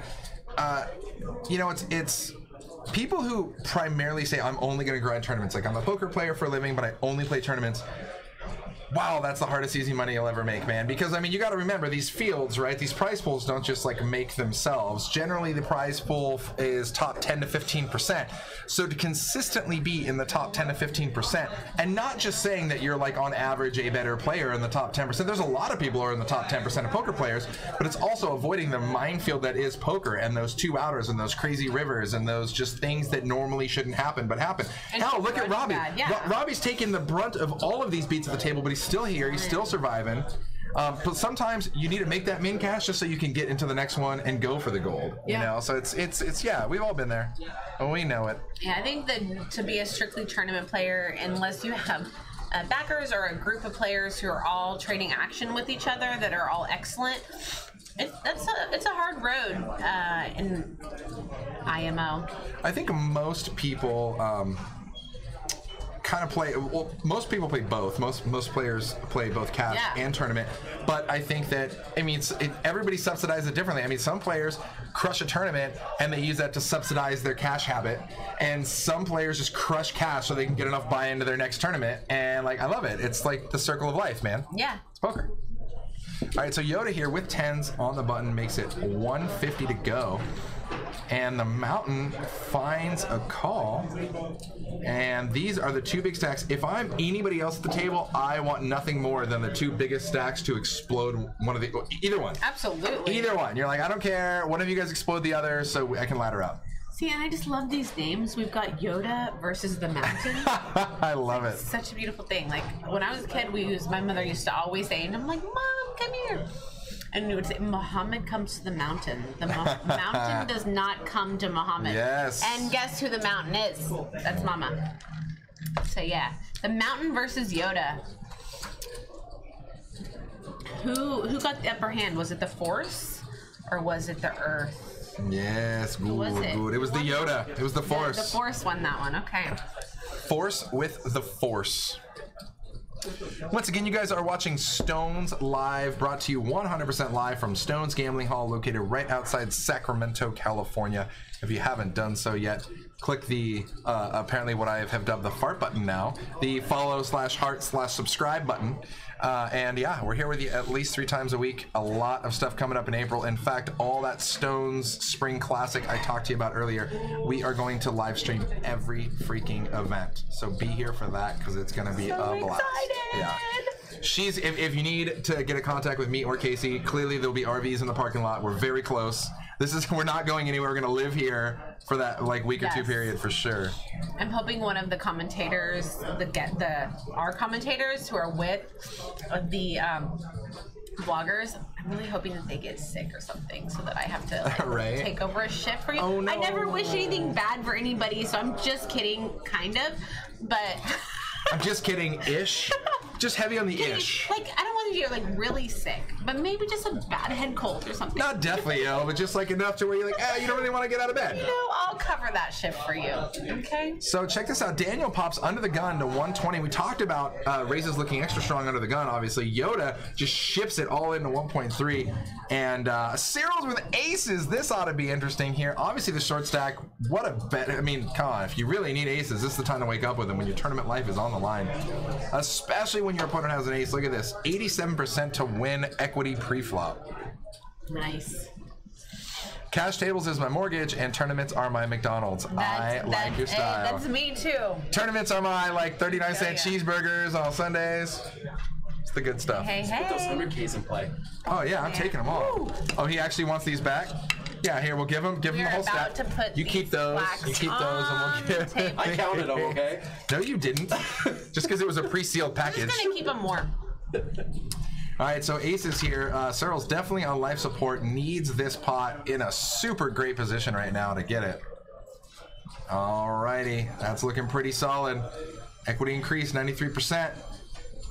We'll see a spade on the turn. We'll give all sorts of sweats. Of course, it's always a sweat. It's never easy. Oh my goodness. Now he can hit a spade or a 4. No, he can't hit a 4. He just needs to hit a spade. Oh, and he survives it. Yes.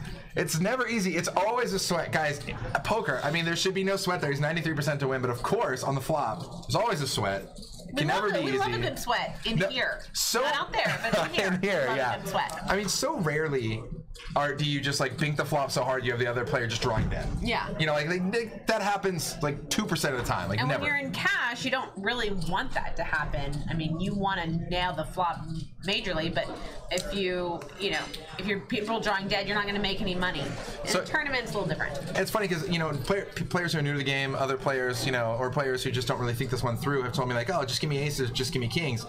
No, just give me nut to second nut. I have to get paid. I don't care what the hands are. If it's 7 deuce to 7-3, I need to get paid. Yeah. All right. So make me a bigger boat or a bigger straight. Right. Absolutely. Yeah. It's when you have aces. There's this part of you that just flop me a set of aces so I just know I'm good because you just don't want to get cracked with aces. But then the other side of you is well, wait, just put a king out there. Just give him something. Give him a little piece. What am I really hoping for here? You're hoping to get paid. and win and not right. get screwed over by the river. Robbie shipping it in. Robbie, best of luck to you, man. You have taken it on the chin way too many times. Daniel's going to make the call here with ace-3. Currently in the lead, 60-40. Favoritism to Daniel. Let's see how this peels off. Robbie, come on. This could be the difference between the prop bet if Robbie loses Robbie, it here. I need you to hold up, hold up, hold up. He flops a 3. He's got the best of it right now. But No, that's Daniel. That's Daniel. That's Daniel. No. Oh, So you need Robbie to Robbie to hit a queen or 7. No, Robbie, please. I thought Robbie had ace-3. Damn it. Uh-oh. You are drawing right now to 6 outs for our prop bet. Don't do it. Robbie's gonna hit it. He's gonna hit it right here. Oh, crap. Yes. Damn it.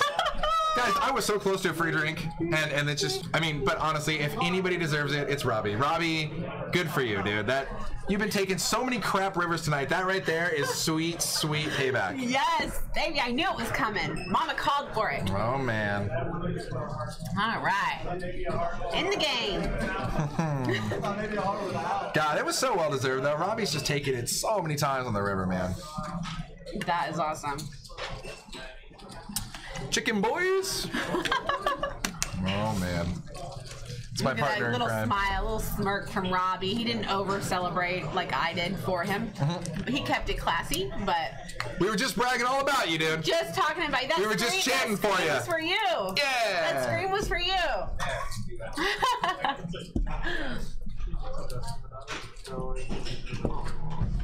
Uh-oh. Oh.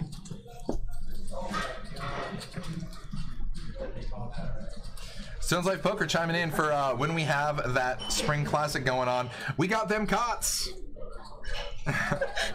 Oh no, I think it's all good. Actually, no, take a yeah.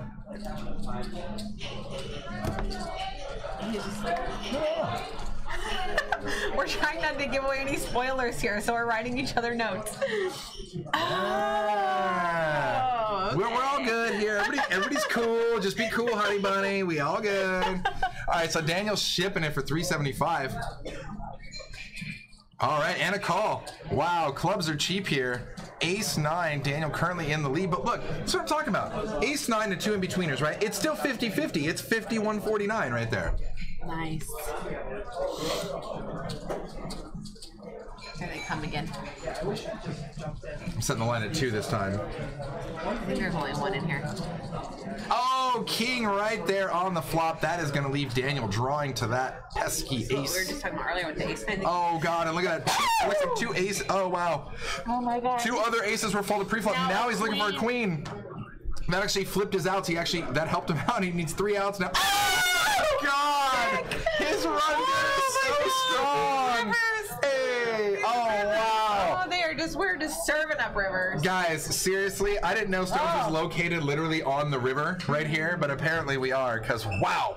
Rivers are best served cold. The run good is real. Osmati Game sums it up, all caps. What is going on? What is this? Wow. Right when you thought you knew poker, you know nothing, Jon Snow. Nothing. Winter is not coming. Winter's here. Winter's come. California weather is hammered drunk. We're partying. We love it. We love it when we serve up rivers. Oh, wow. Jon Stones. Meow, meow, meow. All right. Nice dad joke. We get it. Cheers to 1 a.m. poker, because that's poker. It's a hot coffee. Hot coffee with an accent, yeah? We should really be talking about tea, though, if we're going to have an accent. Little tea time? I think we should be doing tea if we're going to use Now, this does accent. that also include crumpets? Crumpets and tea? Oh, what is fantastic. a crumpet exactly? A little splash. I think it's just a little like muffin thing, breaded something. It's definitely not on the low carb menu for sure. Ooh. You know, when I went to London, somebody complimented my accent, and I was like, "Whoa, thanks." For having an American accent. Yeah. Apparently that was cool. I love an accent. Yeah. Oh, who doesn't? I feel like British guys have such an edge at life. They just like come in with, well, minus the teeth thing, but they literally just come in with the accent, and women are like, "Oh my God, he's so dreamy. He sounds so smart." I was like, "'Cause he spoke." It's true. It's It's true. Accents are so sexy. It's tough. It's tough for us. So true. But you know what? It goes the same way. I'm gonna go to Australia. I was just about to say that. And I'm going to Australia to get an accent. And then I'm coming back. But what about an Australian girl? That's what I was about to say. Oh, sure. A little Australian girl. Okay, she may be a 7, but she just turned into a 9 because of the Australian accent. I mean, I'm just saying. She turned into a 79 for me, so I'm super down. Those accents are hot. Oh, and now Daniel wakes up with aces. The poker gods have the worst sense of humor ever. Oh, and he's on the button too, so why would we ever give him credit? Let's see what happens here. Oh God, and watch them wake up with Yoda full of if they give Mountain a big hand. No, but does Mountain really need a big hand? No, at this point, yeah, he's 560K. 80K more. He is going to make the call. I don't think he thinks he needs a big hand. No way. Against Daniel. So, yeah, Daniel raised to 120. Mountain makes the call. God, I feel like every time you have like 2 big hands matching up tonight, how many flops are we going to get that's like 4, 5, 6, deuce 4, 5? Like it's all. So quick ship there, and it's a Mountain quick fold. There's no, I mean, you can't even. No, you fold and next one. There's. But what do you really think about a ship there? Because with that low board, I mean, yes, I guess there's really not a lot out there for your opponent who's called you with that pre-flop. So I mean, wouldn't you like to like milk it a little bit and see if they can hit something? But here's what I like, because there's too many cards out there that can possibly counterfeit you in that middle board. Like put a 4 card straight out there, and all of a sudden they're gut shot that they would have never called on. Like yeah, but you have the ace, so you could hit the. I mean, that straight. Well, I see what you're saying, because it could still be the high. So here's the deal. So if he wasn't in position, he was in position there. So the Mountain checks, he's gonna fire. Cool, it's over, right? But at that point, if he's first to act, then he can check and let the Mountain hang his own rope, right, and then go that way. So I don't mind his betting there. But if I was out of position, I would definitely check and let the Mountain try to bet at it. Yeah, I would have liked a check still, like, I mean, it can go either way. We can, like, totally, like, I think it's fine. Daniel's really smart, so I, like, agree, and I think your opinion's very valid as well. I just think another option would have been even a check back there. See if maybe he can bank a queen on the turn, a queen or a 9 on the turn, and then you're actually going to make a lot more off the pot or get a call, and he's drawing so thin and so light that I think I like a little check back on the flop there. See if you can get him to flop at it on the turn or hit a little piece on the turn. Look at this. Everybody wants some. This is great. Talk about dream scenario. Let's see here. Wait. Is Sarles in? No, I don't even think Sarles is in. This is great for him. All 3 other players just going hard in the paint, and he's just waiting to see what happens. All in? Except for Sarles, which is great for him. So look at this. I think King 8 got caught with a hand in the cookie jar. Check this out. All right, Jack boom, 5, all 10, hearts. all The hearts. only player with a heart is Daniel. Oh, God. What a sweat. He's 76% equity 3-way right now. The Mountain will have a straight. He also has 2 over. Yeah, but it doesn't matter. It's over. Heart. Daniel in beast mode. Takes out 2 players just like that. He takes out mine. And a 9 for fun? God. How? You're pulling up all your run good in one stream. And my guy, Robbie is out. That's gonna seal it up for Robbie. Dang it. And probably seal a drink for me. No, it really does, because I just lost my number 1 and my number 3 pick. Now, wait, but you had picked Mountain for second. Yeah, but who I picked for first, though? Daniel is my mule. But if my second gets second and your first gets third, then I could still win. Good luck. If Daniel goes out in third, and yeah, if Daniel goes out in third and Clinton gets second. White Kong, my brother from another mother, out in Las Vegas. What is going on? Yeah, we are late. This is the end of the final table and the sneeze competition. It's going to be pretty sweet going on. And this dream scenario for Cyril's here. Dream scenario. This guy, super short the entire time. Talk about laddering up. The definition of laddering up. Now in a 3-way madness, guaranteed thousands of dollars. Osmani Games, yeah, this is madness. No, this is Stones. This is Sparta. Look at that. Look at that. Daniel at 2 million in chips, Yoda at 1.1 million in chips, and Cyril's at 260K, but he's like, I don't care. Third place money good all day.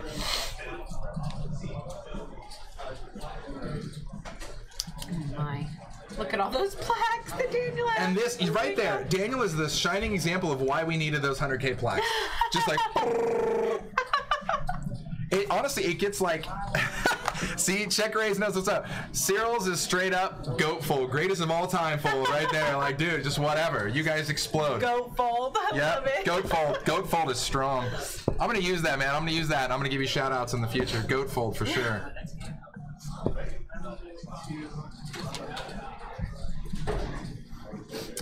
Yoda may have the force, but Cyril's has the goat. So the Mountain did cash out $3,200.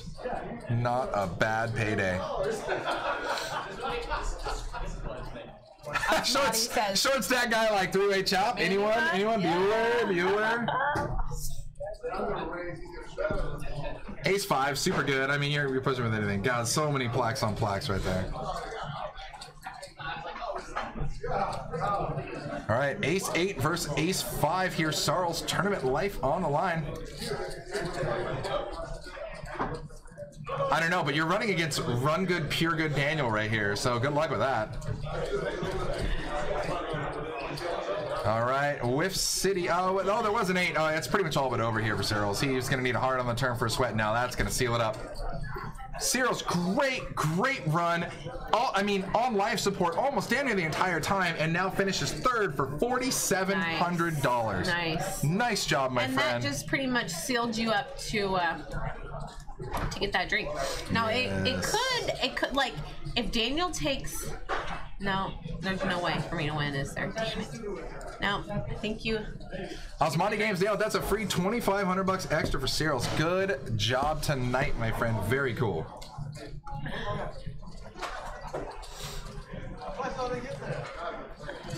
Wow. So at this point, I'd like to think if I'm one of these players, I'd probably, you could have a little more room here. You could breathe a little bit. Yeah.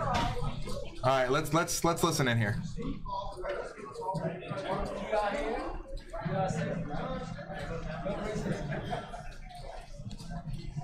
We're figuring out how, since he busted out where the button goes because it was a dead button before because other players busted, so it gets a little funky. Guys, I know it's kind of counterintuitive, obviously, because the button normally acts last, but for those of us who are good enough to get down to heads-up play, actually the small blind is on the button, so pre-flop they are first to act. Actually, they're into complete to the big blind or raise or fold. I said it. Seat 1 and 2 for the win. Rana Wall knows what's up. This is literally just like engineers who build towers battling at this point. They're like, all right, well, here's a stack, here's a tower. Oh my gosh, that stack though. It's almost like it gets to a point Stack where like we stack goals for sure. Yeah. We love having a lot of chips, but it gets to a point where like it's almost unmanageable. Like I don't know. I mean, I never really have that many plaques to figure it out, but I'm just like, okay, well, this is 500,000, this is $1 million. Like I just gotta like mentally keep track of where I'm at. Yoda hits the best of it. Daniel does have a piece though, so he's gonna fire. He bets out. Let's see what size he chose here. Blinds are big blinds 40K. 110. He chose 110. Daniel LaPrelle, thanks for tuning in. Always a pleasure. 2.5x. And Yoda's gonna make a raise. Significant raise. So many 500K plaques. raise. Get some. Yoda. Look at all those placards. Beautiful. And I don't ever think, I mean, obviously we can see Daniel's hand here, but I don't ever think Yoda is going to be doing that with a weaker hand. There's no point. They've gone this far. I don't think Yoda is ever going to be doing this with air. It's a pretty solid ABC fold by Daniel here. No problems with that. All right, so a little bit of a light gain here for Yoda. 1.3 million over to Daniel's 1.9. Not that far apart either. This is a heads-up match. This is like really even, and it's anyone's game.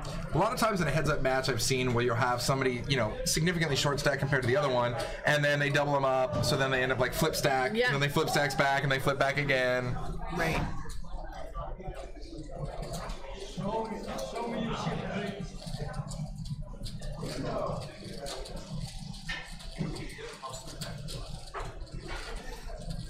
I love how Daniel's still checking out the stream. At this point, like, no, you just got to focus on heads up. I mean, you're in every hand. I don't care what he has. He's watching the stream? Yeah. So, like, I mean, yeah, at this point, like, I'm focusing on my heads up game right here. Right. All right, so Queen 8-10 here. Oh, wow. A 7 comes off. That would be an interesting card. Yeah, it's a double gutter, actually, for Daniel here. He's looking for a Jack or a 7, but Yoda with 2 pairs going nowhere, especially heads up. This is a pretty solidly flopped board for both players. Heads up. Oh, that's going to seal it for Yoda. And, yeah, I don't really know if we're going to put... It's bottom pair. I don't know if we're putting Yoda here. I mean, he did call the flop. Daniel does hit a 9 on the river. It's going to make him want to stick around. And he's cutting out chips like he thinks this is his pot to win. You know, heads up, you don't really necessarily expect your opponent to be just boating up like that. It's not really how it goes down generally in heads up play. And so you can see Daniel, they both check turn. Daniel fires out a pretty hefty riverbed here. Our action tracker will catch up with it in a minute, but a quick ship by Yoda, and clearly Daniel does not like this ship. So Daniel had fired 320k and Yoda ships. now, and Daniel's going to find a fold, absolutely. He does find a fold, but it's frustrating because he just saw Yoda make a re-raise on him on the previous hand and take it down. And so Daniel starts being like, well, what's going on here? Is he just playing super aggressive heads-up play, or is he actually just killing me with these flops? It's hard to tell so early on in heads-up play what's actually going down with your opponent.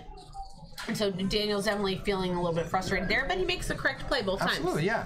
And those ship stacks, I don't believe were updated because 1.3 versus 1.9 of Daniel was actually what we saw last time. And we obviously, there we go. Now it's okay, so it is flipped. And this is what we were talking about, flipping the script a little bit. So now we show Daniel on the 1.3 side. Obviously a solid pot that Yoda hasn't even had time to build his skyscrapers yet from all those blacks. Yeah.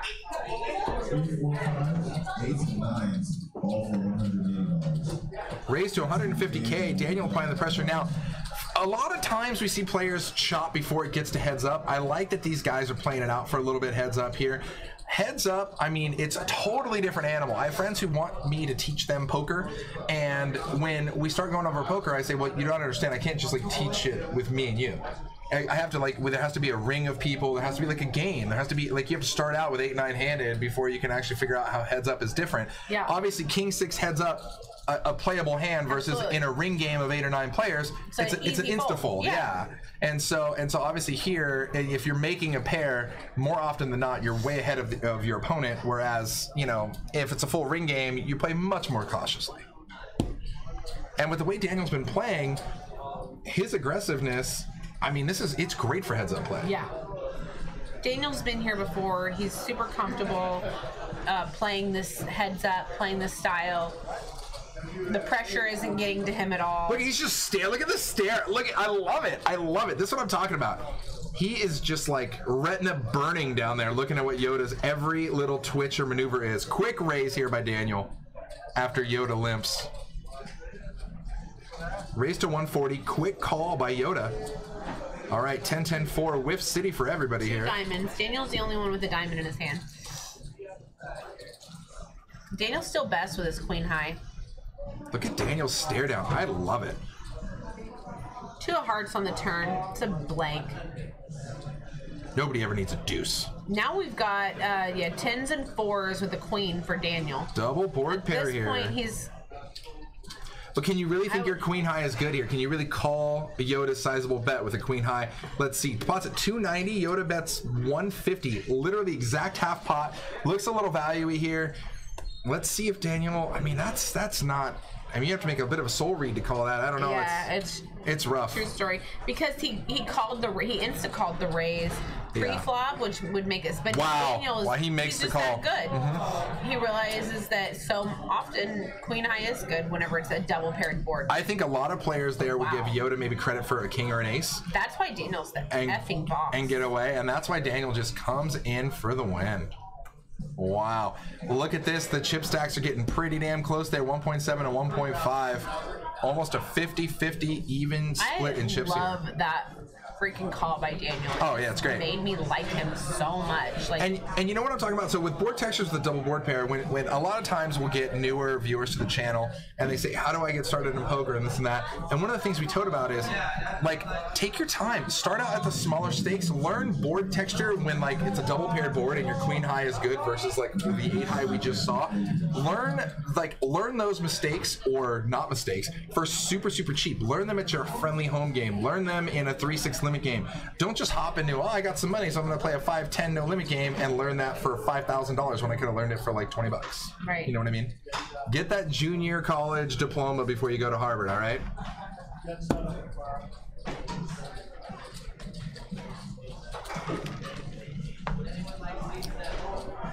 Solid heads-up match. Wouldn't have it any other way. Not surprised that these two heavy hitters are coming into it here. I love that I caught Yoda earlier. It's like, I haven't played in a while, so this is fun. Oh, talking about chops. Let's see. Haven't played in a while. How about a little bit of either 11K or 6,800? Totally cool with that. Haven't played in a while. I think I might just make like 10K tonight. It's a rough Sunday. What'd you do on Sunday? I watched, some sport. Oh, no. I actually just made 10K. It's cool. Yeah, just having fun, playing, doing something I love. Made a little 10K action. I don't get out of bed for less than 10K. I woke up like this. I woke up for this. Wait, what? We're talking about a little choppy? Yeah, we're asking. I think we're asking. Did they do an equal chop? I bet they did with these chip stacks. They probably did an equal chop. Let's see here. Oh. Okay, so I think they're going to do an even chop. Okay. And they're going to give the seat of this next last Sunday of the month tournament, like we just watched here, to the chip leader. So they are counting out chips, and we know they're pretty dang close. So yeah, so they may not have even known exactly who was chip leader. Are they that close? Or did they already know? I already know, but spoiler alert, we're gonna see. I can tell you this, it's close. Why, thank you, Ray. It's close. Ray. I'm not gonna lie to you, it's less than one big blind close. Wow. That's how close these stacks are. Wow, that's why they could just call it out like that, not knowing who was actually gonna get that seat. That's pretty cool. Too close to call. All right, so they're adding up right now. Wow. What a great tournament. So we got an even chop. They're That happy. is so what a good crazy. Sunday. You know, that's so awesome. Been playing with you for 10 years. It's so nice talking to you, so Daniel says to Yoda. I told you, man, Daniel's been around the poker scene for quite some time. All right, guys, so this just in, final numbers here. I have the official sticky note of destiny here. Heads up chop for $89.41 a piece. So damn near $9,000 for a solid Sunday showing. Beautiful Sunday. Absolutely. And for those of you keeping track, Daniel did have the chip lead by 30,000. The blinds are 20K, 40K. Daniel did? Yeah. And so he's going to get the seat into next month's last Sunday tournament. So you'll probably see him at the final table again. But straight up, less than one big blind difference for the extra seat. Wow. Awesome. So both players leave with almost $9,000. And what you can I win say? a free drink. Yes, and I win a free drink, so boom. Boom. Winning. So much fun being in the booth with you. Got it. Always my favorite. You guys, yeah, this is an absolute blast. Justin Kelly, Kasey Mills, you'll be here again tomorrow night. I'll be here tomorrow night. I'll also be here Wednesday. Can't wait. It'll be some cash game, a little 5-5 action. Awesome. Well, you guys are rad for tuning in at this lovely witching hour of almost 1:30. I think I have 7 minutes before last call, so I'm going to get my free drink. You guys get some sleep. Be here tomorrow for this lovely lady, and let's do it. Bye.